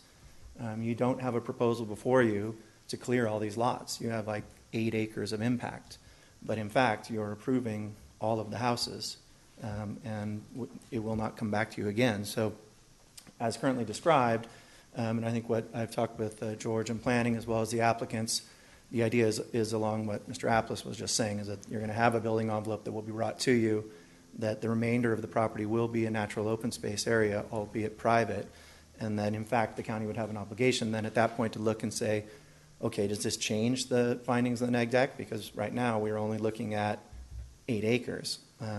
Has the scale changed? And I don't expect that it will. But, for example, if everyone came back and said, yes, we're going to clear it all, it's going to be all lawns, 32 acres of grass, that would be a different project than what is in front of you today. So I think everybody's on the same page with that, and that's part of the reason the errata came up, was to look at that. In terms of the fencing specifically, I do think what State Parks was trying to say is, yes, we want to keep people from jumping out into the open space, but primarily what they're saying is we don't want perimeter fence. We want it to be open, or as open as it can be, while doing that. There are certainly lots of ways. You can have wrought iron fencing, just depending on the spacing, that would let wildlife through. A person probably could get through.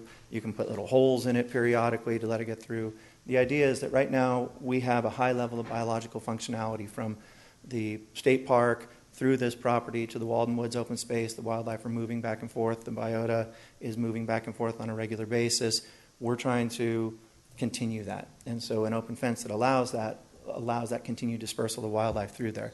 Same with your planner, George, talked about restrictions on the open space to keep it natural. Don't let it be lights and rose gardens and paved trails and things like that. Let the wildlife move through there so they can get over to the Walden Woods open space and back in a safe manner without running down the street.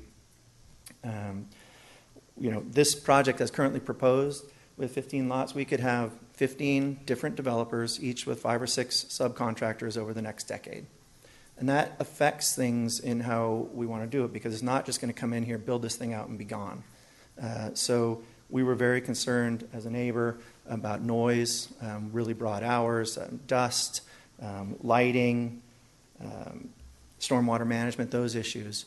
And I'm happy to say, and I met with Supervisor Euler, I spoke on the phone with Commissioner Moss, I've met with the applicants, and met with your planning staff person, George, and I think we got there. I think all those have been responsibly addressed to try and get to a project that the hours have been severely compressed down to weekdays, which we certainly appreciate.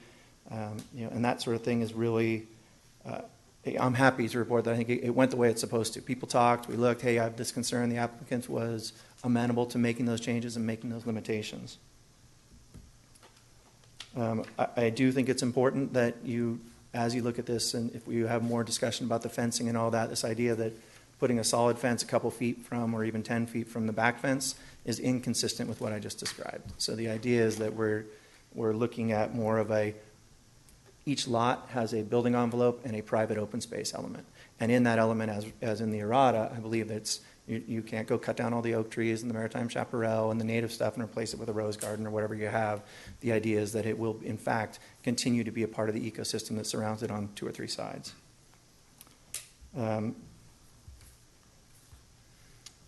So that the only 2 other things that didn't get addressed that I talked with the applicants about, and they were amenable to considering it. They hadn't done that, and that was my preference anyway. Right now, the county allows for them to write you a $1.1 million check for oak trees, $124,000 oak trees, or to plant them on site. And that's, your ordinance has 2 different ways of calculating that check, or you can plant on site. If this was an infill project, those trees don't do a whole lot of good. But this isn't an infill project. Considering the proximity to all the surrounding natural resources, my personal opinion that requiring, or at least recommending, to plant those oak trees on site when they cut down 162, to plant those in the open space. It provides a screening.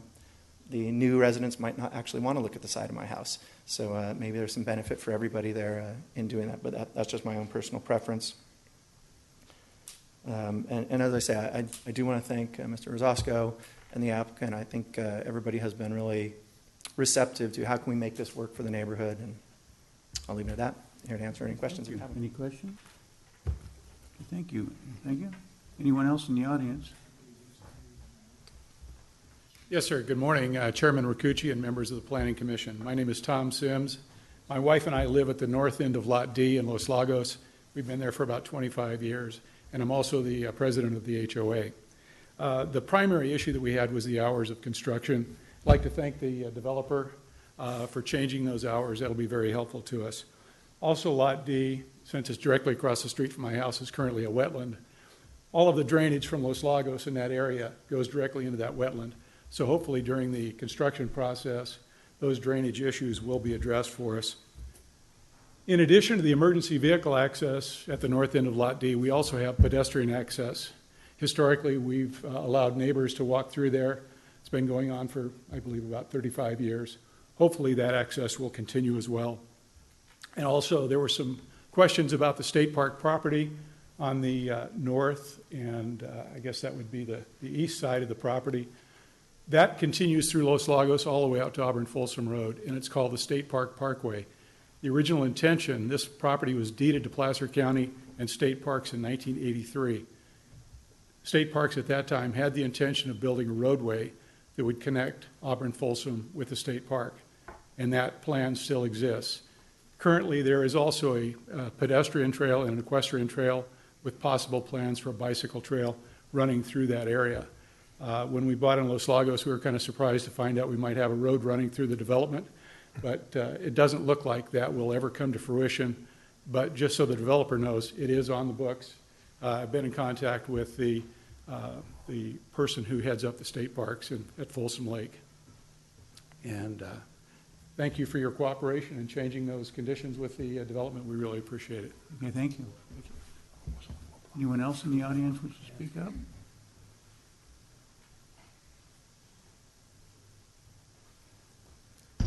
First of all, I want to thank you for your public service and what you're doing, and this is an example of government at work communicating. I want to reiterate what Greg said. First of all, my name is Alan Withers. I'm a retired administrator and teacher, and I've lived in Walden Woods for 30 years, and I love the beauty of it. There's no sidewalks there. It is an area where people walk, and of course we have a common area. What we're excited about is the fact that for the common area, the animals will be able to come through, because they come through now and you're not going to stop them. Very happy working with the Equestrian Center. We've never had any problems. My grandkids still go through there. We don't feed the horses anymore. I'm sorry that we did that for a while. A key thing, a couple of things that I want you to make you aware of. I'm very glad that Greg was able to meet ahead of time with staff and go over all the concerns that we have. I'm the vice president of the Homeowners Association of Walden Woods, and it looks like the name is going to be different, so that's not confusing. Appreciate that. Appreciate the fact that there'll be an emergency way to get to that area. Because if you know where it is, you can only get there two ways. You come down Twin Rocks and Boulder, or you come through our development. I've got a letter here I'll give to you later, but basically I decided to go out and measure the road. And I measured the road that comes all the way through Walden Woods, and it is 20 feet 6 inches to 21 inches, no shoulder. Mailboxes are right next to it. If you go on Boulder, it's 22 feet 6 inches to 23 with 2 to 4 feet on either side. So trucks can get down there. Plus, they've got a straight line. I know we do not own the road. You can certainly come through our area, but it's going to be very hazardous because of the fact that it winds and it has dips. And as I believe you mentioned, the main access to this area is down through Boulder and Twin Rocks. So I hope you would take that into mind. There's no midline in our street. We just walk down the street. Our kids, our grandkids are there. And the key thing is we hope you will consider at least go out and drive before you use our community. Because there's only two ways to get there. And if you're using both of them, it's going to be hard for the residents. And you're not talking a year or two. You're talking 5 or 10 years. So I do, again, applaud being a grandpa. My grandkids love the common area, and we'll be going through the areas we're allowed to get to the park. And we want to continue to be good neighbors, and we will be. And we'll communicate with the owners of this property as we do with all of our neighbors. So thank you again for what you're doing. Please consider the name change was our big thing for us. The second thing was the noise, and you've already handled that with the 8 to 5 construction. The fences, as Mr. Mcgowan mentioned, please consider that it's an open area. We want to keep it nice and woody, et cetera. That's why we moved there. And we hope that that will be considered as you take a look at everything. Thank you very much. Thank you. Were you going to leave that letter with the staff here? You can leave one here with Kathy. Thank you. Anyone else in the audience?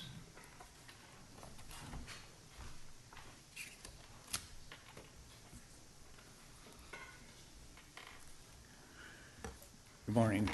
Good morning. I'm Lee Mize. I've lived on Twin Rocks Road for 40 years. I built the house there. This whole thing just came up yesterday, and no one in my association has been informed this was going to happen. And I think that I don't remember you men whether you were here when we shot down the proposal of extending Los Lago with all the property out at the end of Twin Rocks Road in Boulder. And they made a lot of studies on that.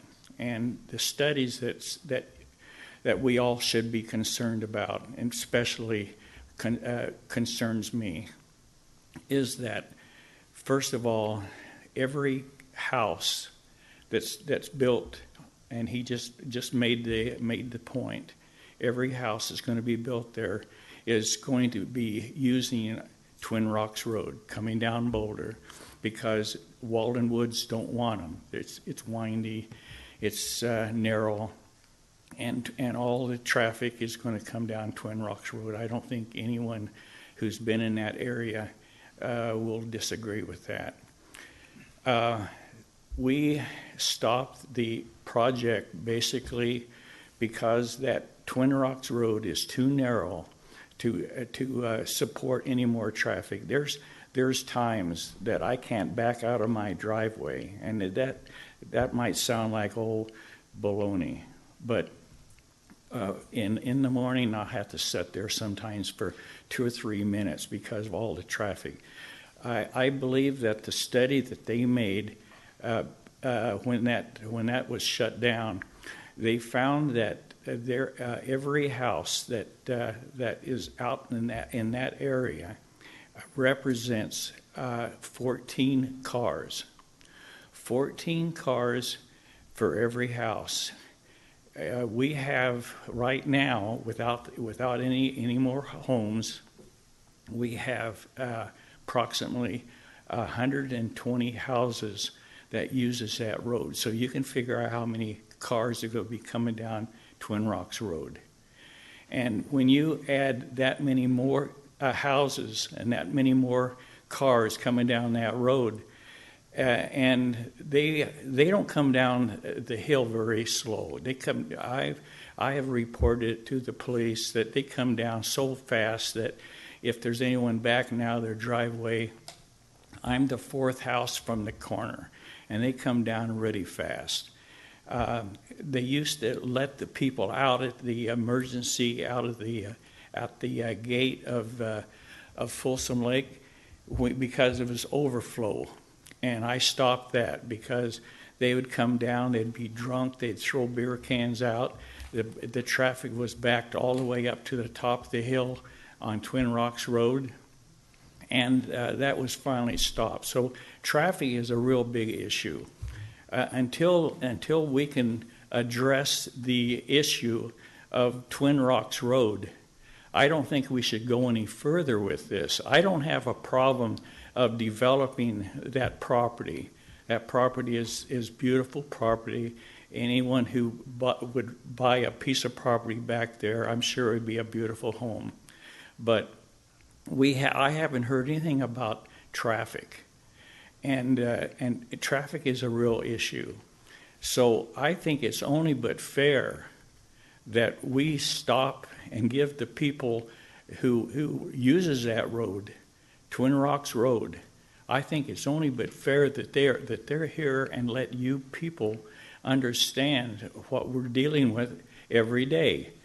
Now, if I was the only one that had that problem, so be it.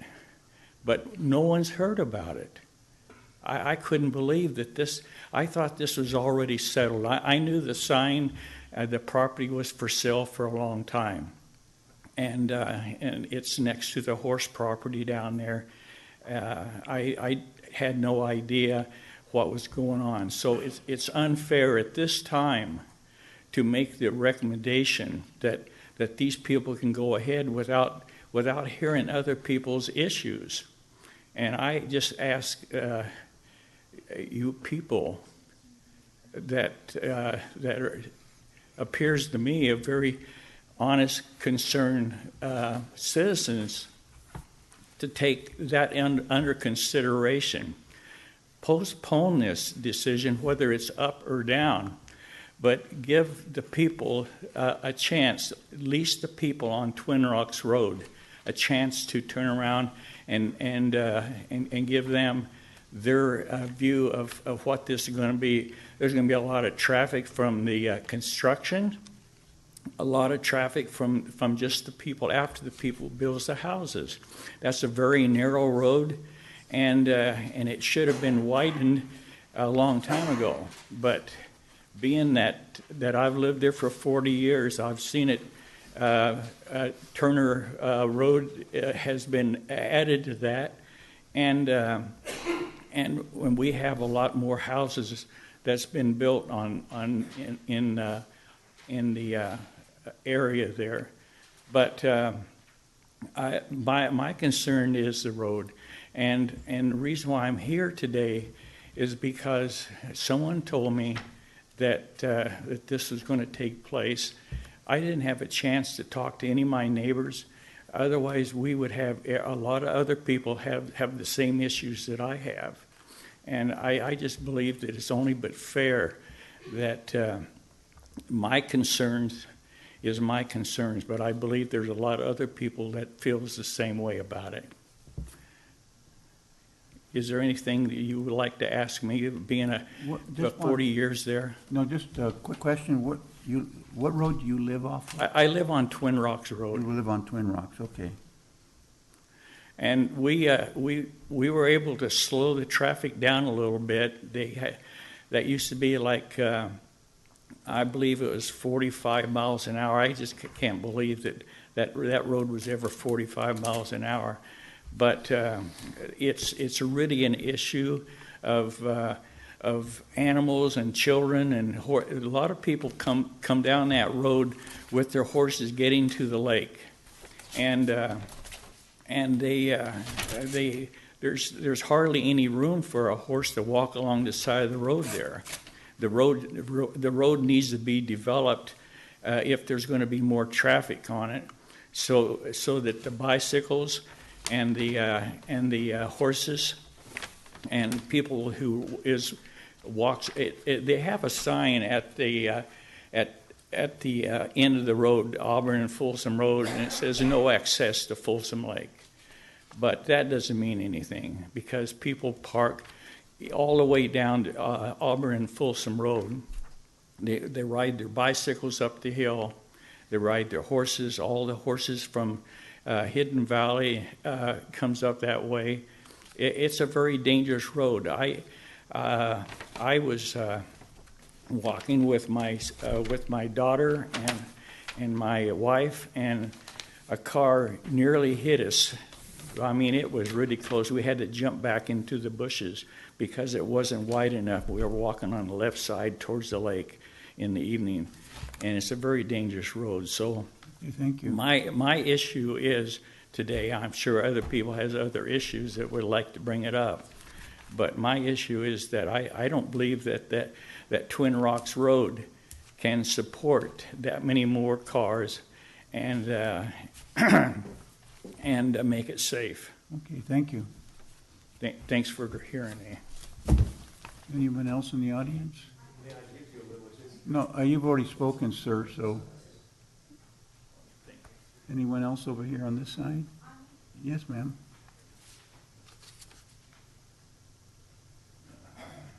Hi, I'm Charlotte Turner, and I live on Turner Drive, which is off the Twin Rocks Road. And as Lee was saying, that there was like 80 acres that was trying to be developed down at the end of Twin Rocks and Boulder Road. And that's all state park land now, because Twin Rocks Road cannot support that. I don't know if anybody knows this. Boulder Road used to go all the way around and through and come out in Eden Rock. Does anybody know that? I did. Jeffrey Moss, do you know that used to go all the way through? Oh, here we go. Okay, and because Los Lagos got this special permit to close down the road, they kind of made it so they couldn't subdivide, right? You lived on Twin Rocks Road. How is Twin Rocks Road, Jeff? It's a very narrow, straight road with a lot of people with animals walking on it, right? Do any of you enjoy walking on a quiet road? As he said, 14 cars going up and down Twin Rocks Road per house. That's a really big impact. Lakeview Hills and Hidden Valley, they also are community associations, and they also use Twin Rocks Road. So again, today I think we need to stop and take a look at what the other people in the neighborhood that use Twin Rocks Road, I'm sorry, I'm not used to this, have to say about this. Because it's going to impact the people on Twin Rocks Road, not the people in Los Lagos, because they already shut it down. In Walden Woods, well, their roads are too narrow. So I propose that we go back and we decide a different plan for this land and consider the people that live on Twin Rocks Road. Thank you. Thank you. Anyone else in the audience?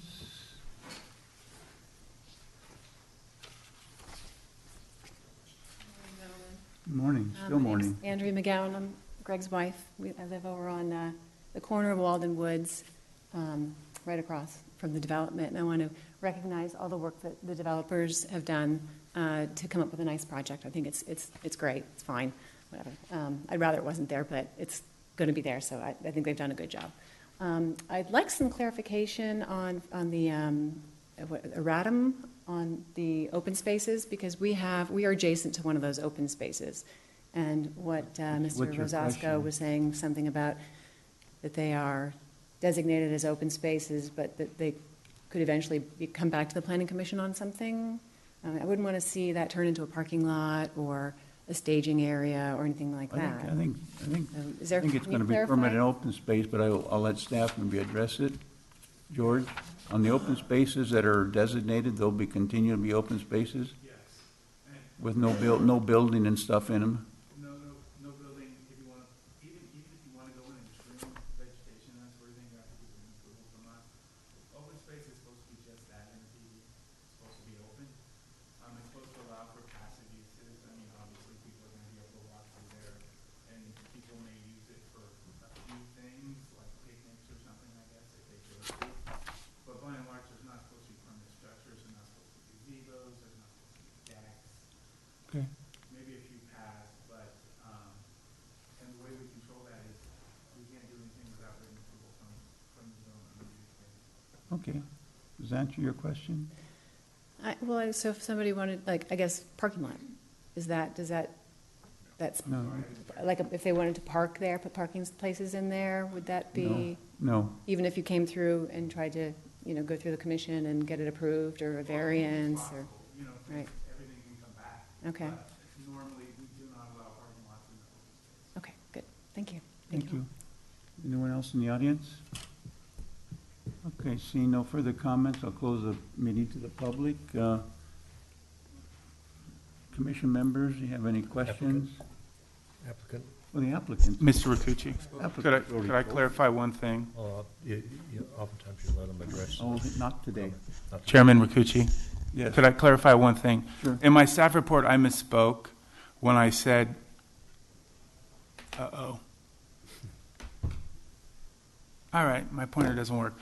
But where I said on the bottom where the trail, the new multi-purpose trail easement Right. goes down and hooks over to the east towards the state rec area, that is how it exists today, and that would be abandoned, and instead it would come straight down. Thank you. Yeah. So this part is what exists today. Sorry. Right there. And that would be the part that's going to be abandoned, and it would come down this way. I had it reversed. I apologize. I just wanted to clarify that in the record. Is there another trail that it connects when it comes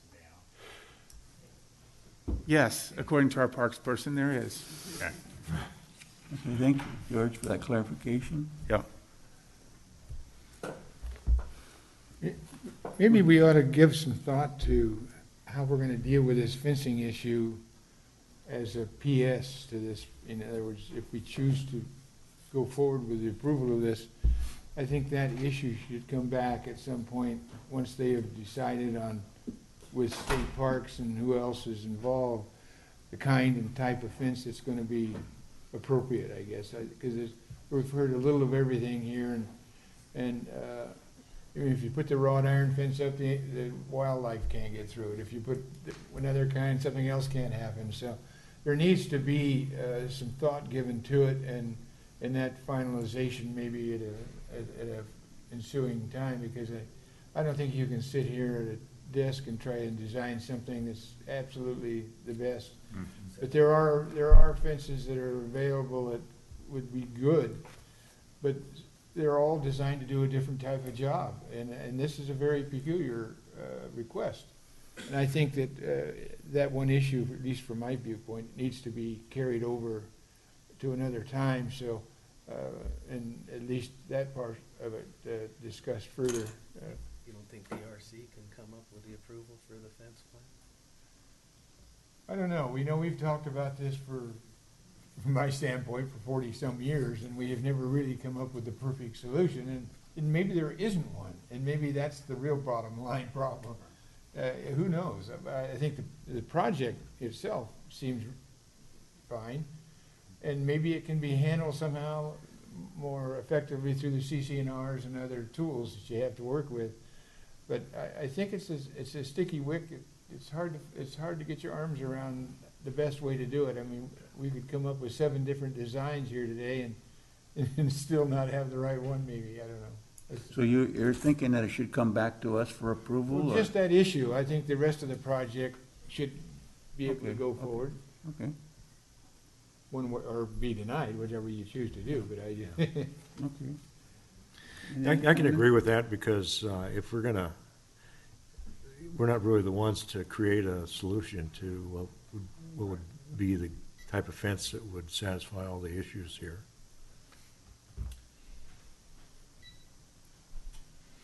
My only comment is that I really look to the MAC to kind of give us some guidance, because they're obviously closer to these situations than we are a lot of times.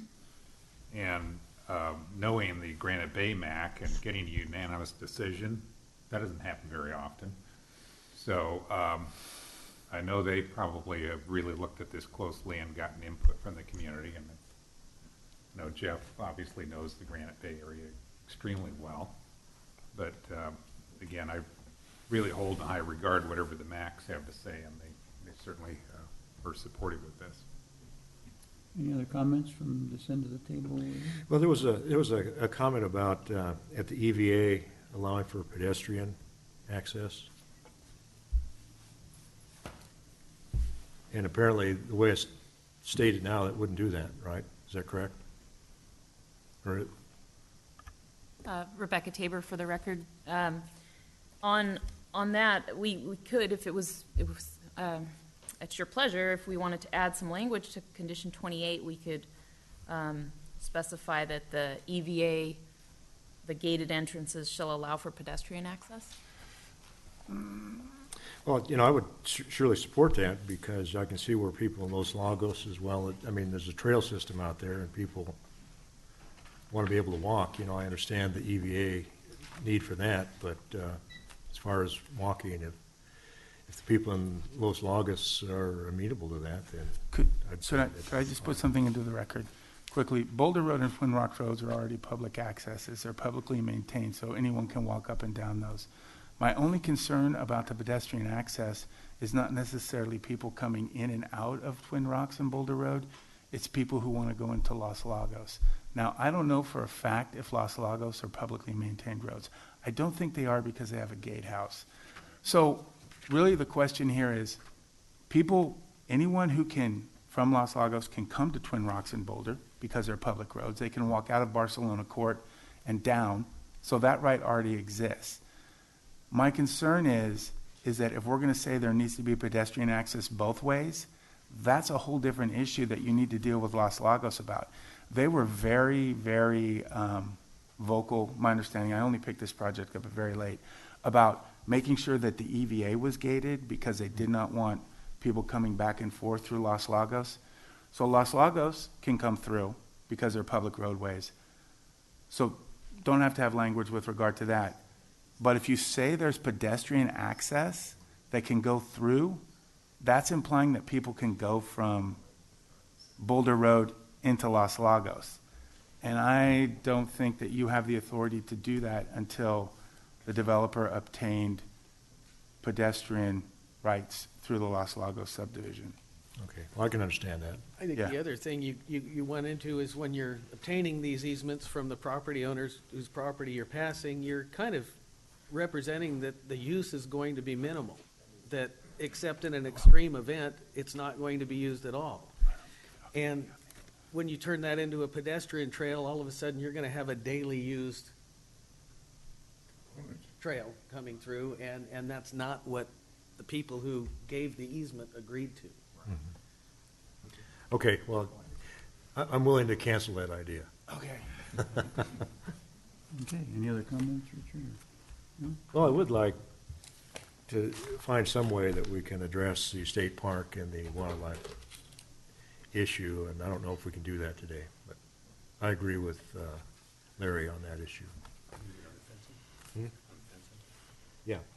Yeah, you know, I think clearly there needs to be some kind of demarcation that clearly lets the owners of these property know that it's not appropriate for them to build trails and access the state park or impact the state park as if it's their property. But the answer to that question is answered in number 19, but 19 probably doesn't answer the wildlife issue. So you really have two options in my mind.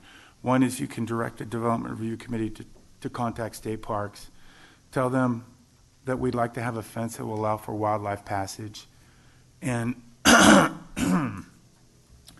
try to come up with some kind of solution that will satisfy everyone, the developer, the state parks, and staff.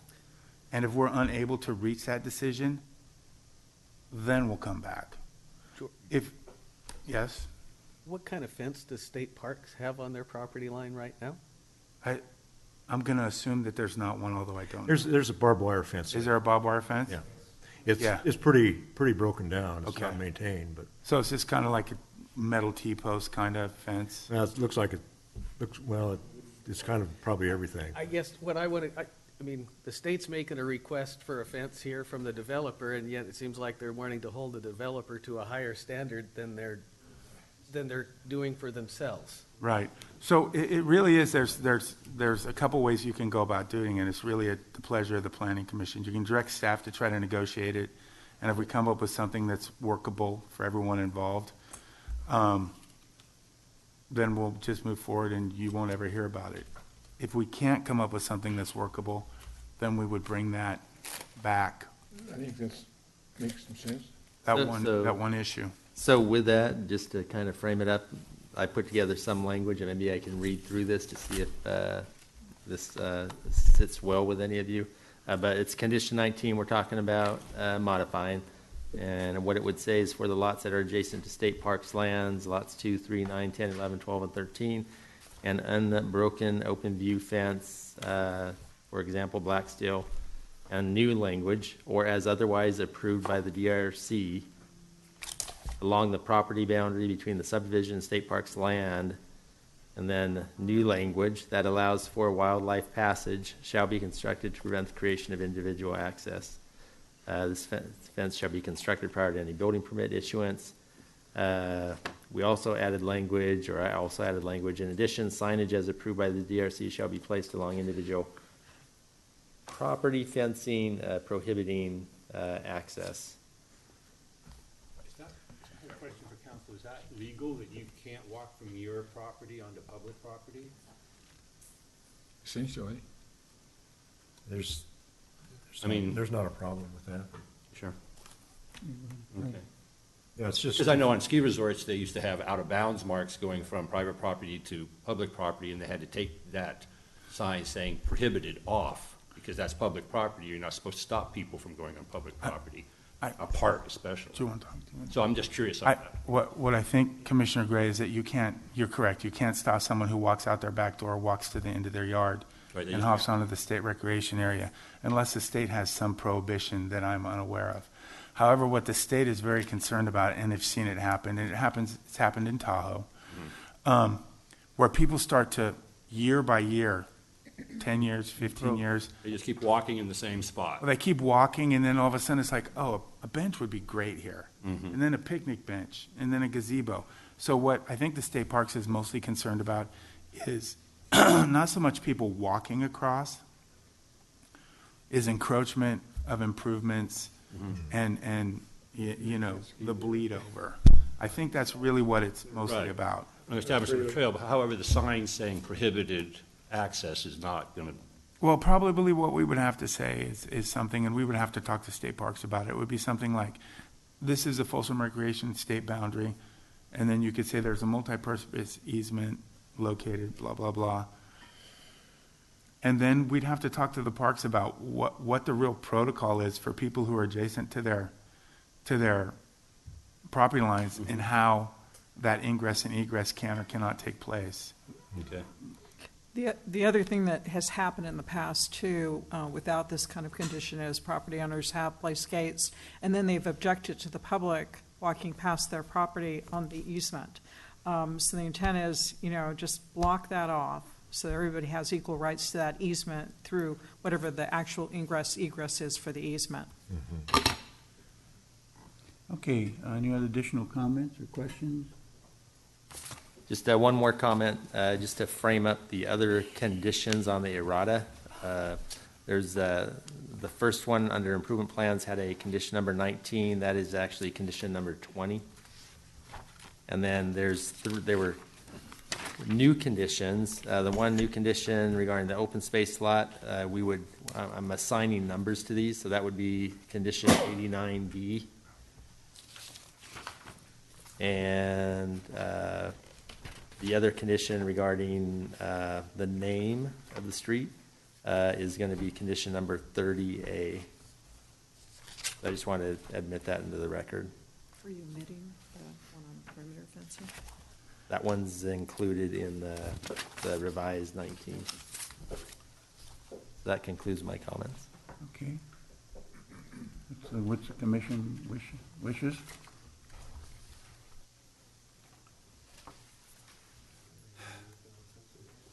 Not me. What? I was just looking for the errata sheet. What? It's not.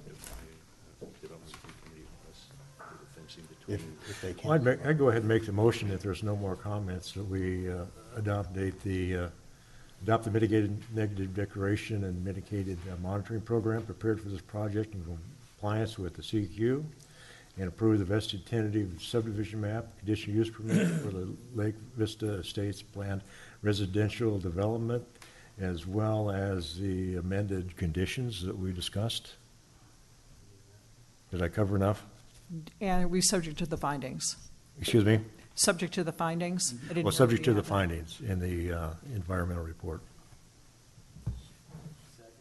Okay, moved and seconded. Are we clear on just my only concern, are we clear on what we're going to do about this fencing? I'm about 99% clear. The only one point of clarification that I would like to ask you has come up from the public is, I'm about 99.9% confident that we can come up with a perimeter fence that's workable for everybody involved, the developer, the state, and the county.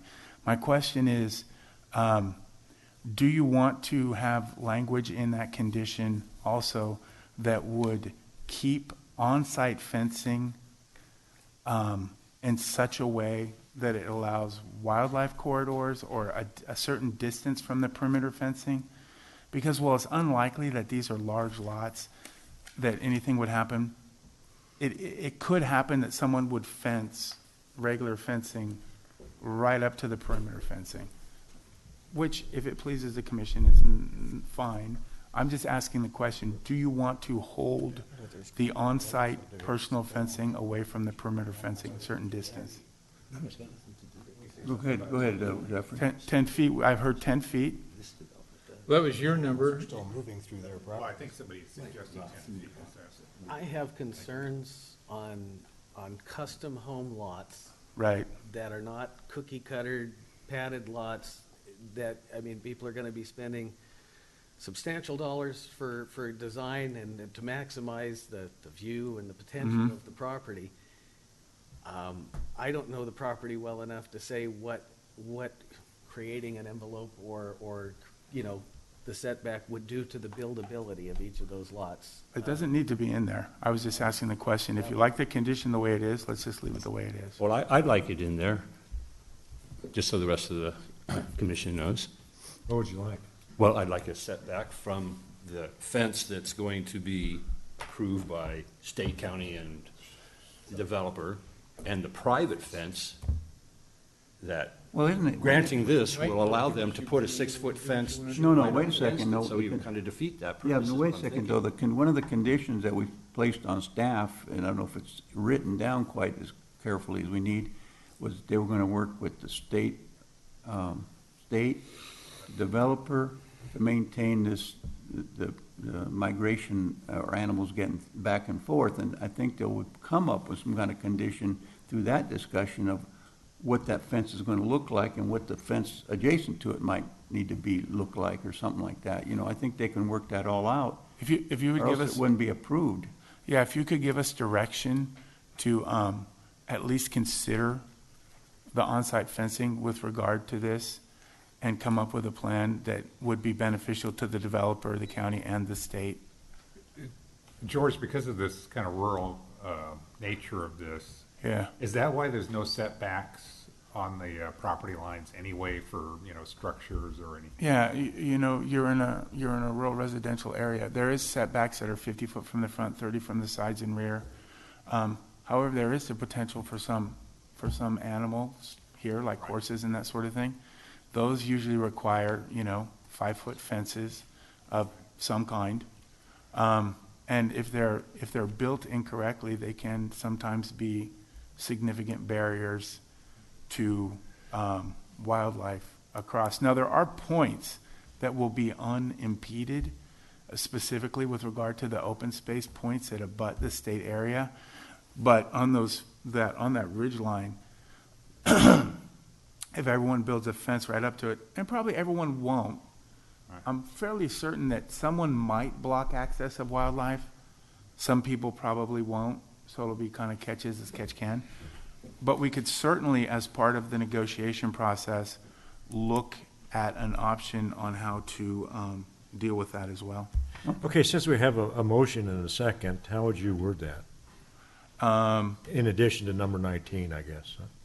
Did you want to just add language as far as coordination with? Yeah. So what I had, just add language in coordination with state parks, the project proponent and staff. And staff, county staff, that we will look at on-site fencing and perimeter fencing and ensure wildlife dispersal can go through. Okay. Yeah.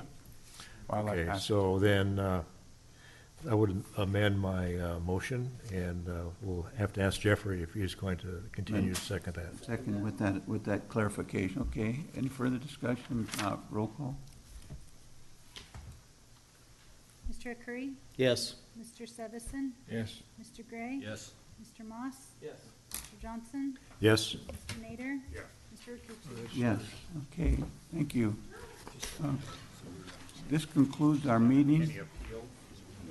I guess there's an appeal process on this. Thank you very much. 10 days and $564. And also, I'd like to tell the commission members, I won't make the next meeting, so. Of a certain kind. There's Everybody? two of them, two Hi. folks aren't going to. Nice to meet you. I'll adjourn the meeting and